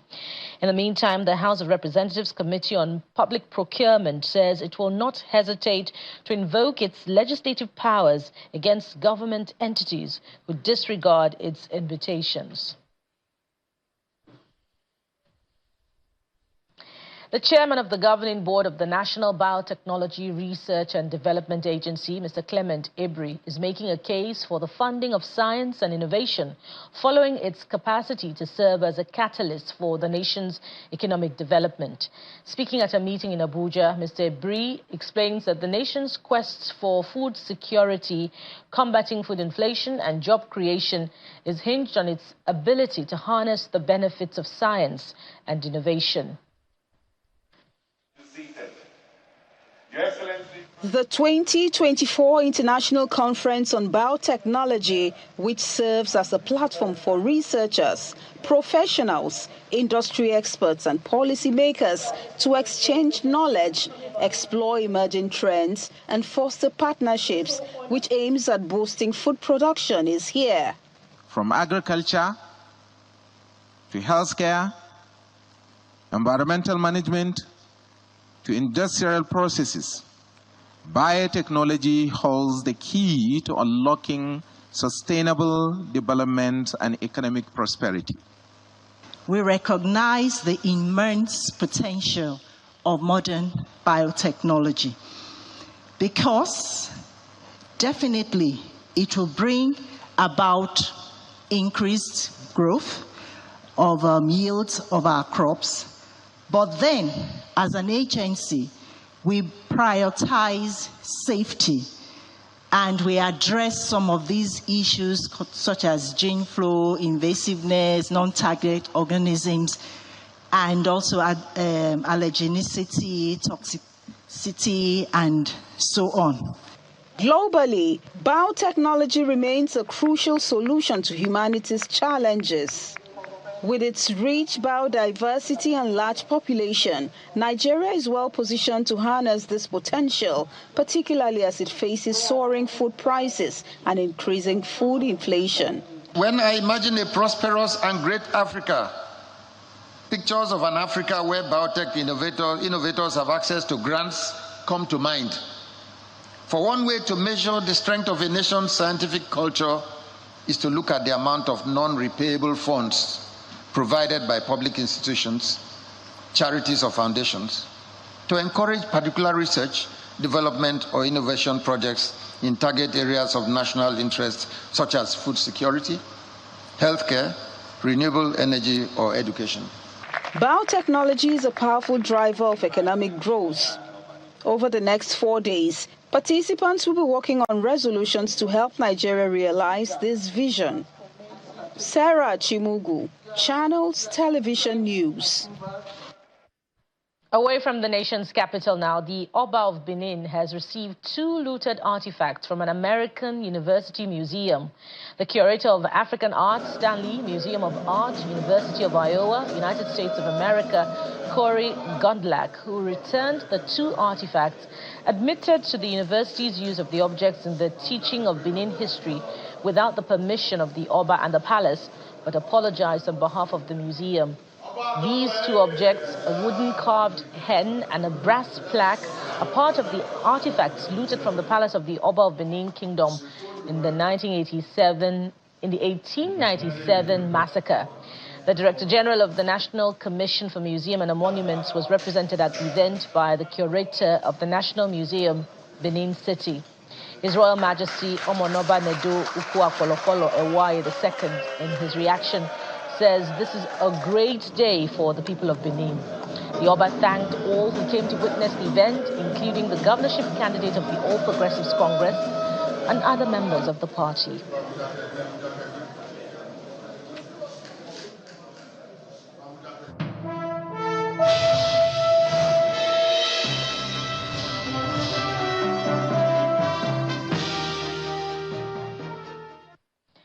Business news now. With Nigeria's food inflation nearing 41%, the federal government has ramped up efforts to boost food supply through its 150-day import-free policy, as well as distribution of foodstuff to the most vulnerable in the country. Mr. Rewani says even these short-term efforts raise concern of transparency and accountability. We can spend the entire morning talking about the problems, and they are well documented. What we are talking about is short-term solutions, medium-term solution, and long-term solution.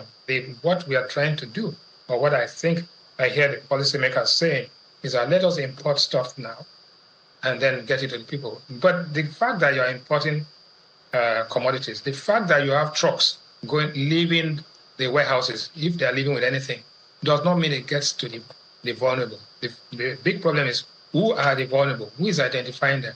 Is it going to be scandal-free?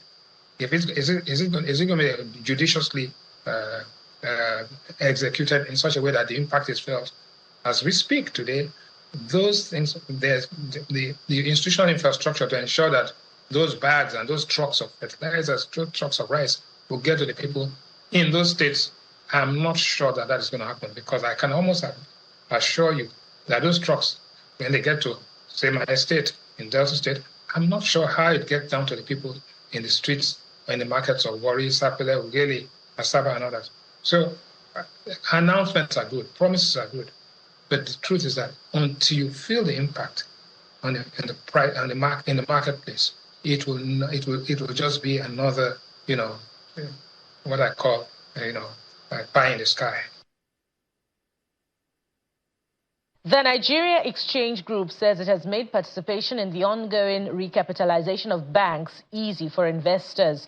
This is after the launch of its digital platform, which reduces the requirement and transaction time for participating in the primary auctions.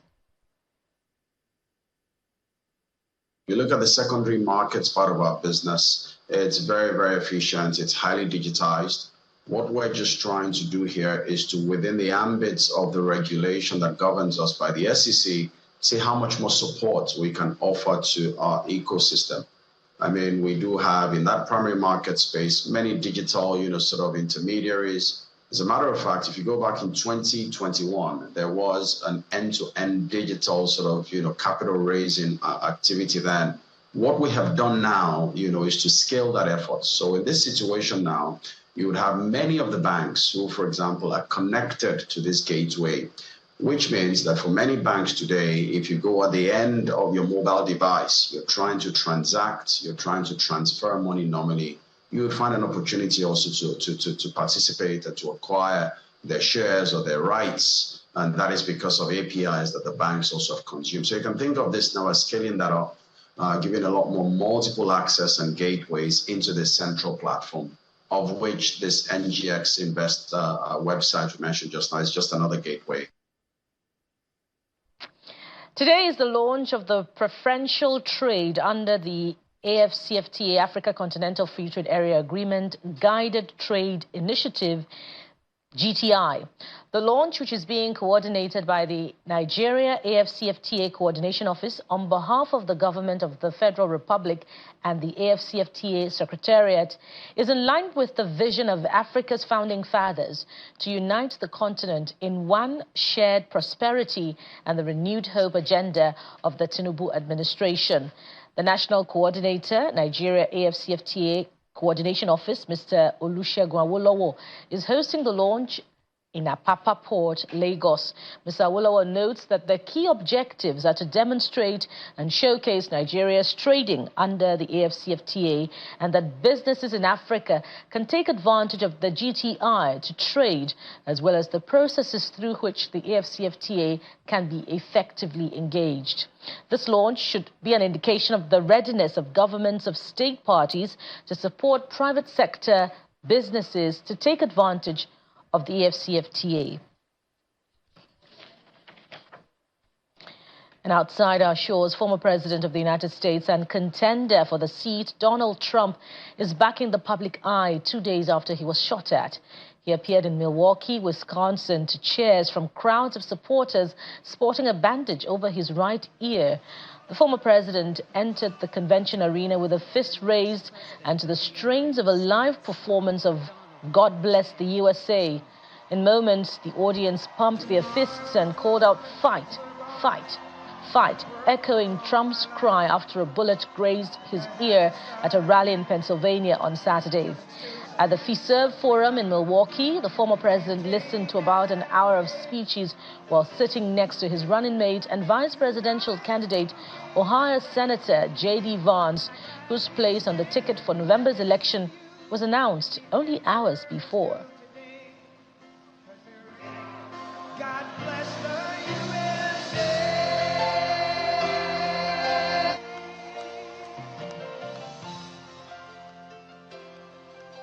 That sums it up on News Track this hour. Thank you for watching.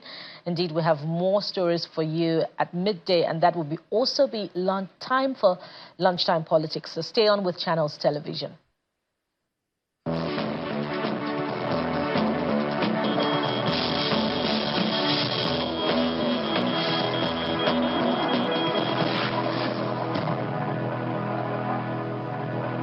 Stay connected to the world with Channels TV Podcast and get all the trending stories. Simply log on to channelstv.com, click on podcast, select the program of your choice, and listen. Our podcast is available on Apple, Google, and Spotify. Tap the expertise you trust. Touch the stories that touch you. Anytime, anywhere.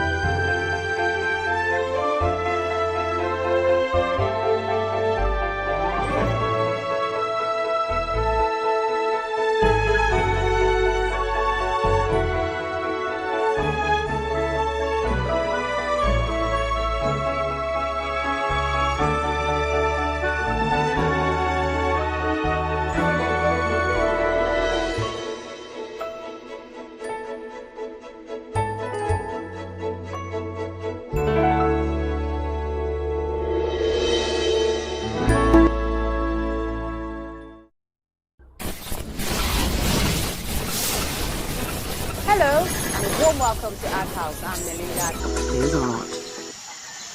Every person is subject to the rule of law, and that's why you should pay attention.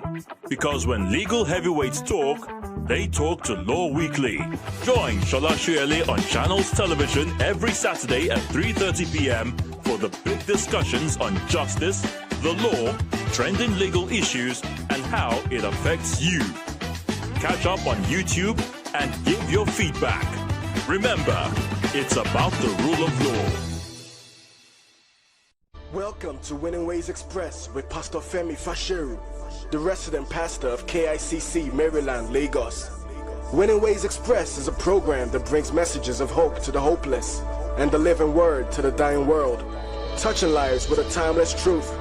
Through his ministry of the word, Pastor Femi will enrich your life, challenge and motivate you as he proclaims the good news of Jesus Christ. Winning Ways Express with Pastor Femi Fasheru. Dynamic messages that will change your life.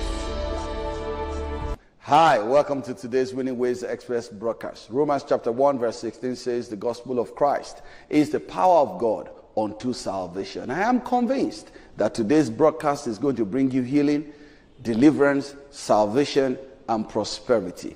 Please sit back, watch, and be blessed. From the rising of the sun to the setting of the same, your name is to be hallowed. Adonai. From the rising of the sun to the setting of the day, your name to be hallowed. From the rising of the sun to the setting of the same, the same, your name is to be hallowed. Adonai. Sing it one more time. From the rising of the sun to the setting of the same, your name is to be hallowed. Adonai, lift your voice, say Adonai, Adonai, we call you Adonai, Adonai, we call you Adonai.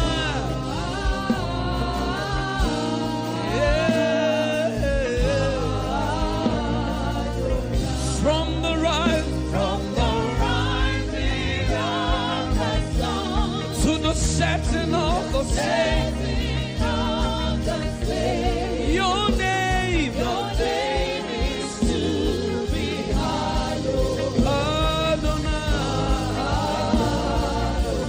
From the rising of the sun, hey, to the setting of the same.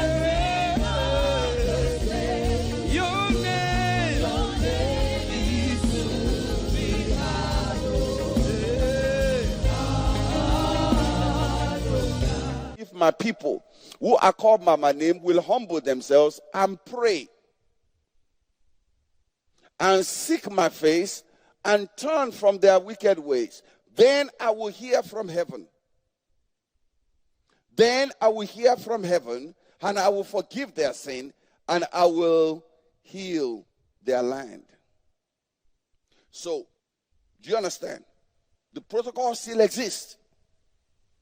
It still exists. So we come back now to the outer gate now. So basically, you come in and your as part of your worship, you offer that animal put in your place. The death that I should have died for the sins that are committed and all of that, this is taking the place and is dying, representing me. So, but they had to be doing that all the time. All the time. All the time. So Jesus came and died for us and became the lamb for us. Do you understand? Okay? So, now, something has to be laid on the altar of sacrifice. What is demanded of us right now? We still need to lay something on the altar of sacrifice. Romans chapter 12 verse 1. Therefore, I urge you, brothers, in view of God's mercy, to offer what? To offer your bodies as living sacrifices, holy and pleasing to God. This is your spiritual word. Act of what? Worship. The template still exists. You want to know how to worship God in such a way that is going to please God? Check the Old Testament. Bible says that the letter killeth, but the spirit gives life. What is the spirit of what God was saying to his people? Do you understand? The letter killeth. So, but somebody is trying to rubbish the letter and rubbish the spirit. But it's the letter that killeth, but the spirit still gives life. What is the spirit behind what God was saying to his people in the Old Testament? Because he changeth not. So when you come to him, he needs you to sacrifice. Yes, Jesus was made a sacrifice in your place, but he wants your own body to be his temple. So you have to come now, not with goats, not with fowl. You now have to come. If you are rich, is it not easier? It will seem for you to be killing animals every time, to be offering animals. Somebody is making it to look as if God has lowered the bar so that he can get all mankind in. God didn't lower the bar. To whom much is given. And God has given his only begotten Son. Yes, we are not nullifying what Jesus did, but we are saying that God still, despite what Jesus did, he still wants you to offer yourself.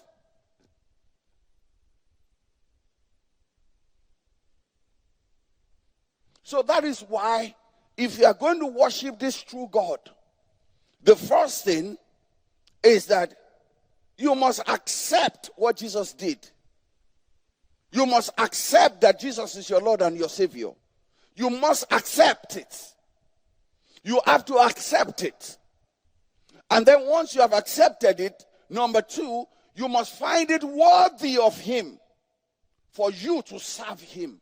Do you understand? So it's not that you accept Jesus and then because you have accepted Jesus, Jesus should now serve you. Am I talking to somebody? So now, you now have to offer your own self. Love the Lord your God with all of your heart, all of your soul, and everything that you have. Now your whole being is now supposed to be the offering. That's why Apostle Paul will talk about freedom. But yet, despite the fact that he says that he is free, he also speaks about the fact that he is a bond servant. He's a bond servant. So we are to offer ourselves. We are to offer ourselves. That job of yours ought to be on the altar of sacrifice. That family of yours ought to be on the altar of sacrifice. He said, me and my house, we will serve the Lord. Some people, God will bless them. And the day God blesses them, that's when they stop serving God. You say, I can't do what I do in church anymore because of the job that I have. Now that I'm married, now I can't sing in church anymore. Now because I have a child, now I can't sing in church anymore. You can't sing in church anymore, but the job you were doing, you are still going to the job after you had the baby. But it's only church that you can't go to choir practice anymore. But you can still go to the office where you are working after your maternity leave.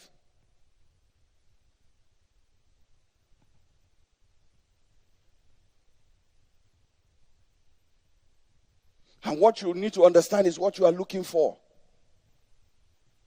It's in the place of worship. It's in his presence. It's in his presence. You have to continually give yourself. You have to continually give yourself as an object of worship. Always. Always. So you offer yourself, your whole life. And you become a temple of worship. You become the temple of worship. A lot of things Jesus did so that worship can be more personal.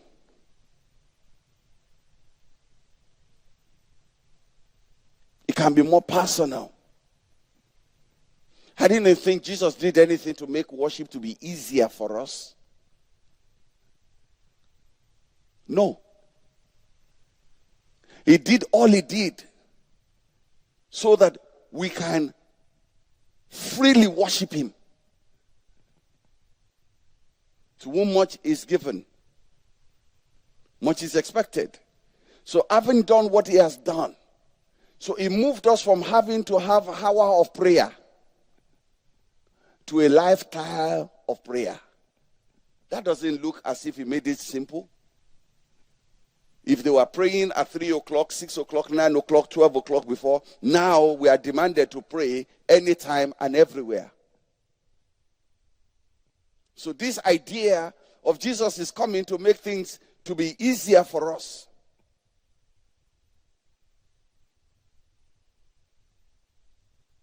What he told us to take, he says is yoke. But he says is what? Easy. But it's still yoke. Men have disappointed you, government have disappointed you, system have disappointed you. There will be a lifting in your life. I stand on this platform today. I declare into your life every reasonable and unreasonable reason for remaining on the same spot, we remove it out of your life. Are you following me? So this idea of Christianity has been made easy.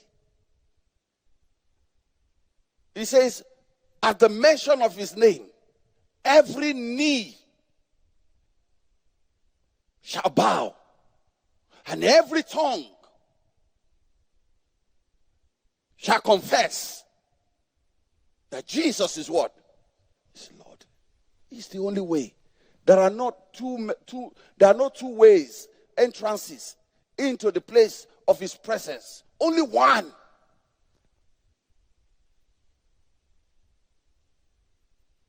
Only one. In your own house, how many entrances do you have into the house? At least 2. Otherwise, they won't give you building approval.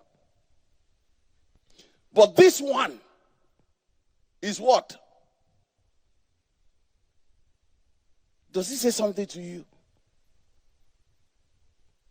So we can't accept that it's either this way or that way, whichever way he gets to his presence. No, that's not what the Bible tells me.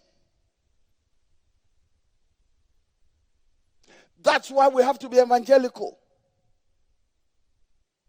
That's why we have to go to the people that do not know this way and begin to show them this way.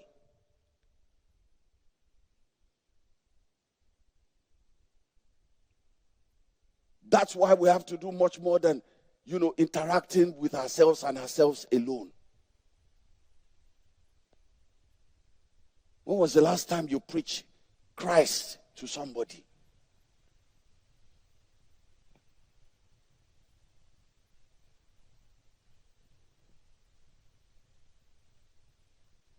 So you have to be the living sacrifice. You are not going to die for Jesus. You are not going to die for the sake of the gospel. Are you with me? He doesn't need you to do that. That's why you have to be a living sacrifice.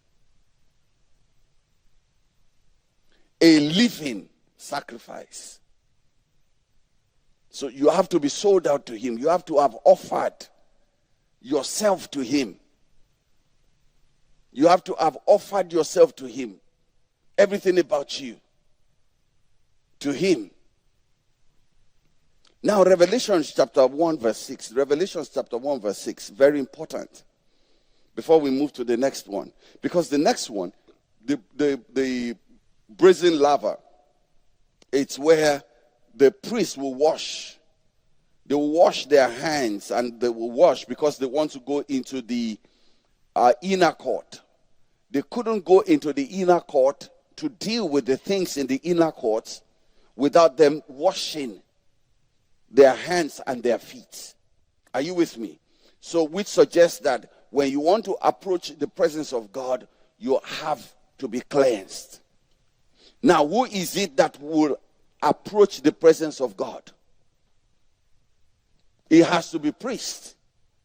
So in Bible times, there were people that were designated to be priests. There were people that were designated to be kings. Kings are the ones that are outside of the court. When they come in, they cannot come in, so they have to hand over things to priests.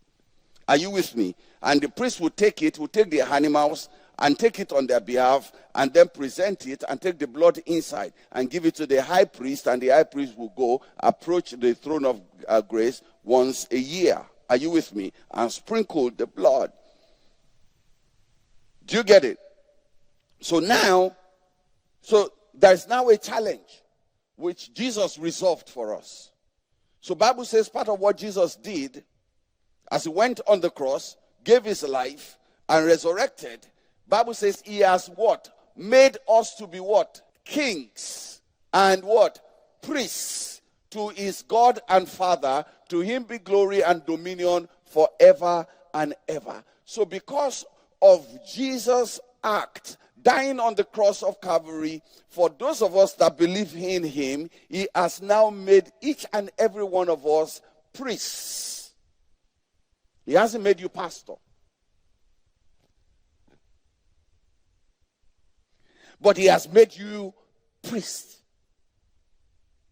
When it comes to time of worship, you are now not prohibited to worship him.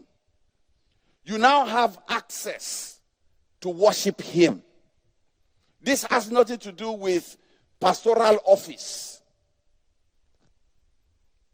When it comes to worship, you now have the right to start worship and end worship by yourself without the need of anyone.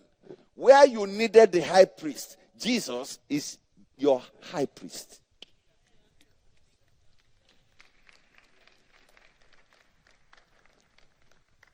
So we can start worship in our cars without any pastor. We can start worship in our bathroom without any pastor. We don't need a church service to worship.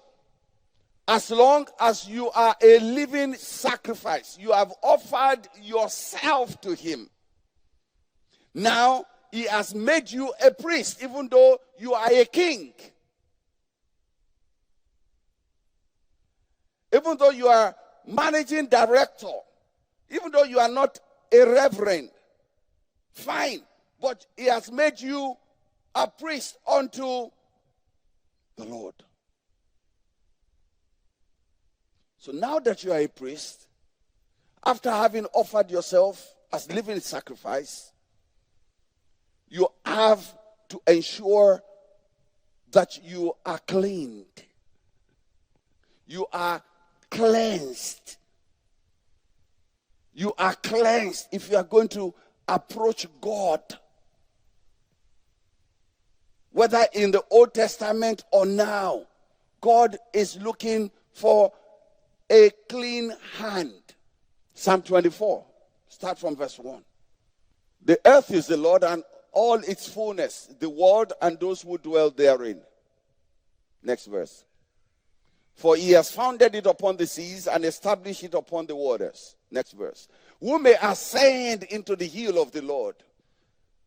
Or who may stand in his holy place? He who has what? Clean hands and what? Who has not lifted his soul to an idol, nor sworn deceitfully. He shall receive what? Blessing from the Lord and righteousness from God of his salvation. Does it make sense? The miracles you want, that is represented in the ark, the presence of God.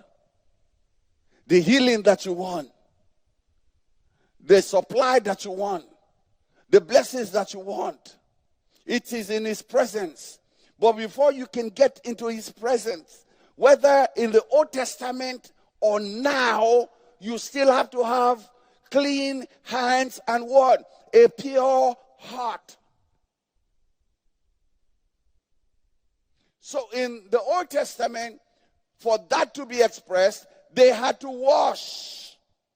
They had to wash. So likewise, you have to make sure that you are cleansed. Your ways are cleansed.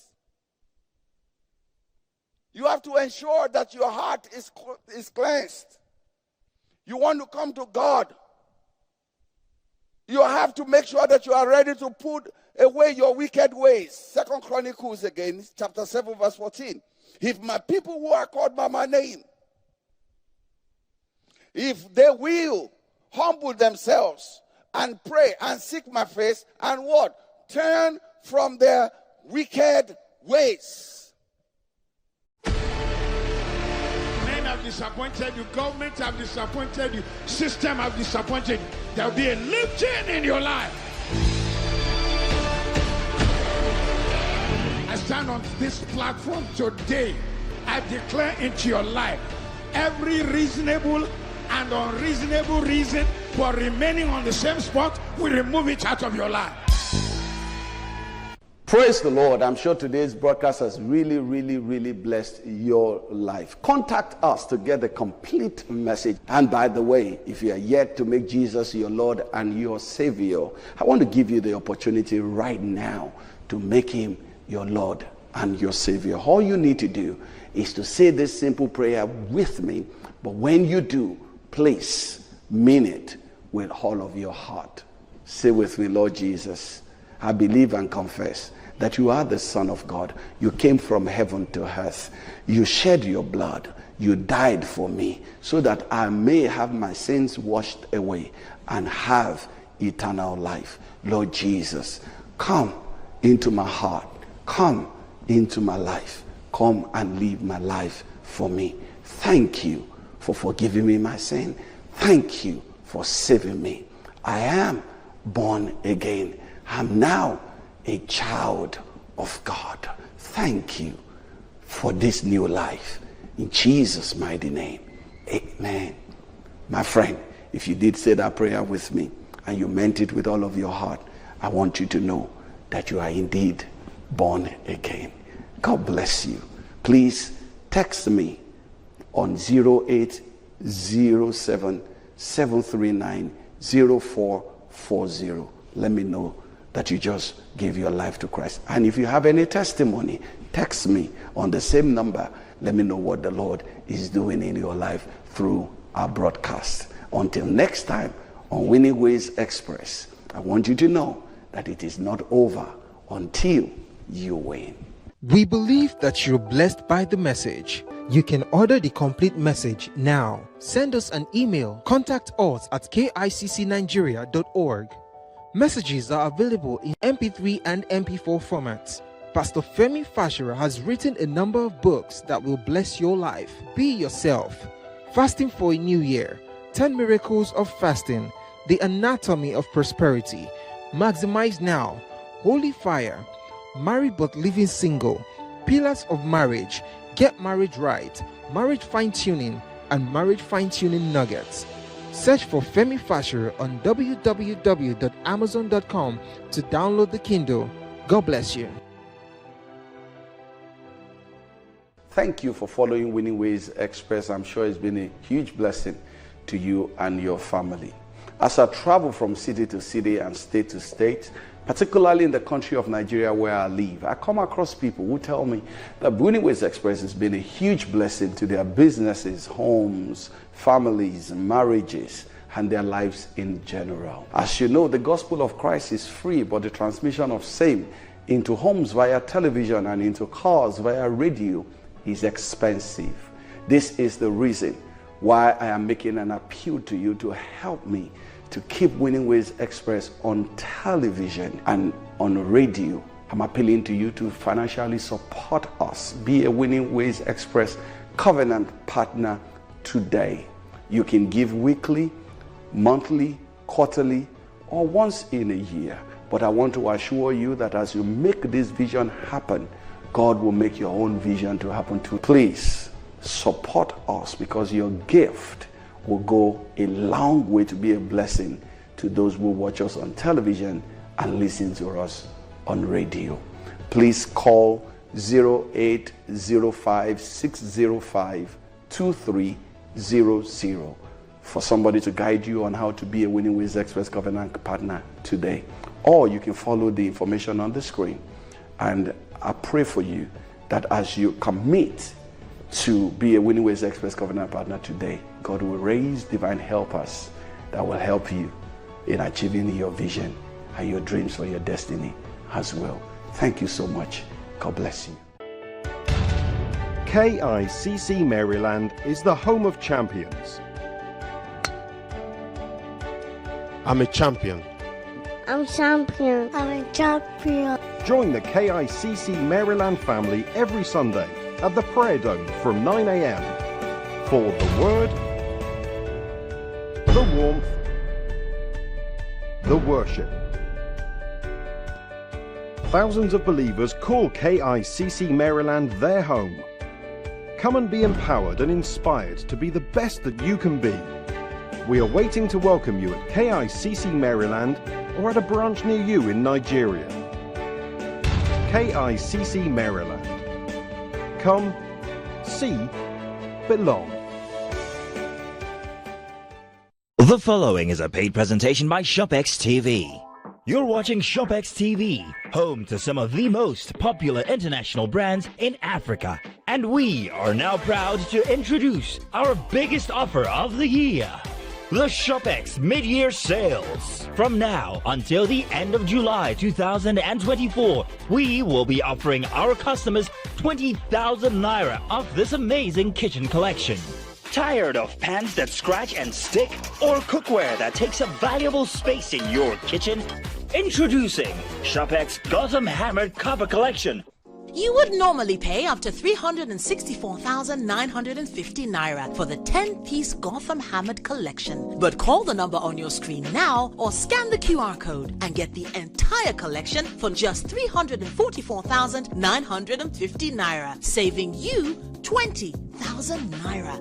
But wait, if you order now, we will upgrade you to the 21-piece Premier Kitchen Collection at no extra charge, and also include one Oil One food processor that blends, grinds, chops, dices, pounds yam, and makes smoothies in seconds. All for just 344,950 Naira only. Place your order now and we'll deliver the entire collection for free anywhere you are in Nigeria. The proceeding was a paid presentation brought to you by ShopX TV.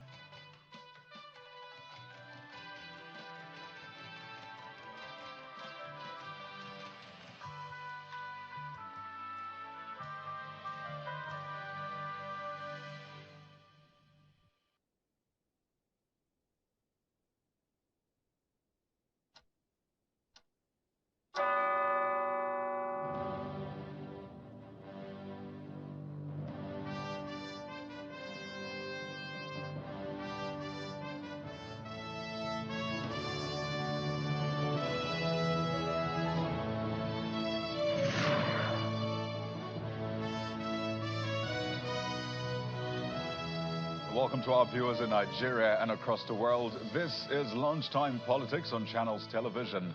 I'm Kayode Okikelu, and these are the major political stories we're tracking for you at this time. A confusion in Rivers State as the Okojumbo group of lawmakers give Governor Fubara go ahead with the budget expenditure. And that's in spite of the resolution by the Amewole-led Assembly to the governor to stop spending.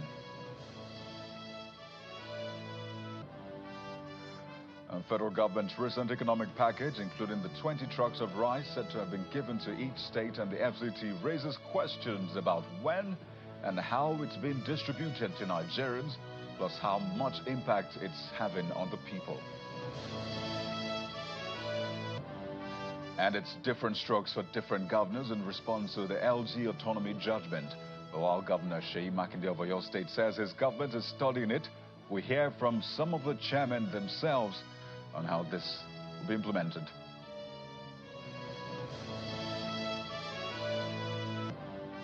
We begin with breaking news. The River State House of Assembly, led by Victor Okojumbo, has condemned the resolution by the Martin Amewule-led House, which barred Governor Siminalayi Fubara from spending public funds. Honorable Okojumbo stated this in his opening remark during plenary just moments ago. And he said that the Amewule group, that's the Amewule-led Assembly, and 24 others whom he described as former members of the House, state was unfounded and without validity. He added that the group has no legal capacity or moral basis to bar the governor from spending public funds. Okojumbo insists that Amewule and 24 others are not members of the Assembly following their defection from the People's Democratic Party, PDP, to the All Progressives Congress, APC, in December 2023. But this is in spite of a court judgment which seems to have put a stay on that issue. So Okojumbo went on to add that the section of the Constitution which deals with the issue of defection is self-executing. He adds that the section was further made effective following the declaration of the 25 seats vacant by Edison Ehe, who says was legally recognized by court as a speaker before his assumption. He stated that the Assembly led by him is a legally recognized House, which of course is managing the statutory allocation of the House. Well, this is yet another issue which is causing confusion in Rivers State, a situation which has lingered now for over 7 months. And while we'll continue to keep track of the political situation in Rivers State, let's take you to the national level now. Amidst a biting economic situation, the federal government says it has distributed 20 trucks of rice each to the 36 states of the Federation and the Federal Capital Territory, Abuja. And that's according to the Minister of Information, Mohammed Idris, just right after the Federal Executive Council meeting, which was chaired by the President, Bola Tinubu. And he says it is a first step as government works to address the issue of food shortage in the country. The minister appealed to the governors to ensure the effective distribution of the grains to the most vulnerable in the society.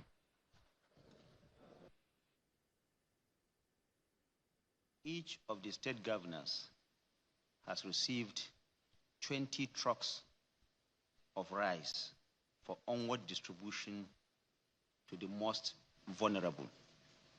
This is a first step, and government will continue, the federal government will continue to support all the state governors, the local government, all the subnationals, so that the hardship being experienced by most Nigerians in terms of shortage of food supply is bridged. Government will continue to do whatever it takes to ensure that Nigerians have enough food to eat. Of course, you also know some of the interventions that the federal government has done in the agricultural sector, boosting our own capacity to produce food, not just for our domestic consumption, but also possibly for export. And government will continue to do that. We know that this will not solve the problem entirely, but this is a necessary first step that it has taken, and government will continue to do that. And you can see the speed with which the federal government has ensured that this is done.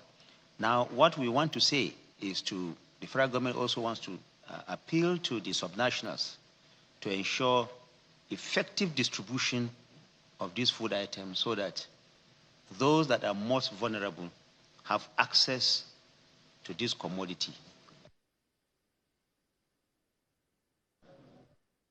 But that's not all he shared from that meeting. The Minister of Information also added that President Bola Tinubu is set to meet with organized labor leaders in continuation of their discussion on the new minimum wage.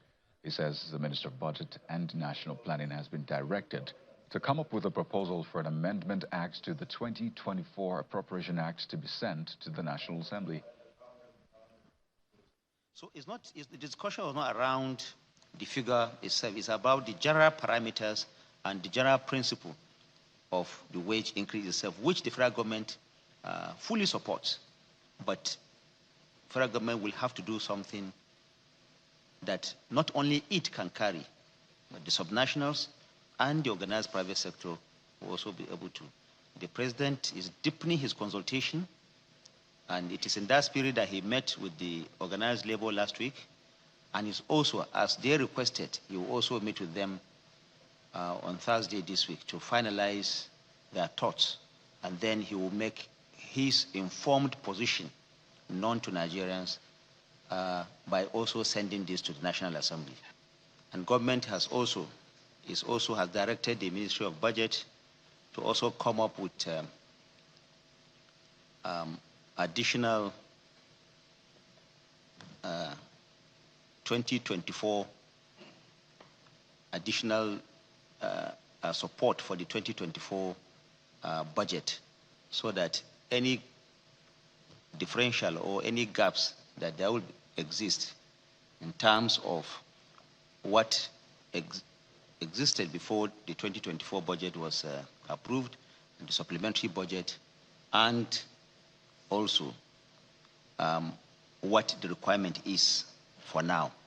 So government is working around the clock to ensure that it comes up with a minimum wage, like I said, that works for all Nigerians.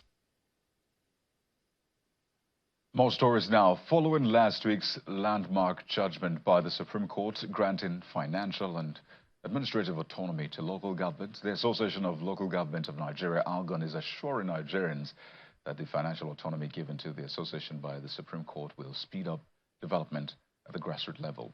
The body, which made this known at a media briefing in Abuja, commended the Apex Court for the timely intervention through its verdict. They also promised to monitor the budget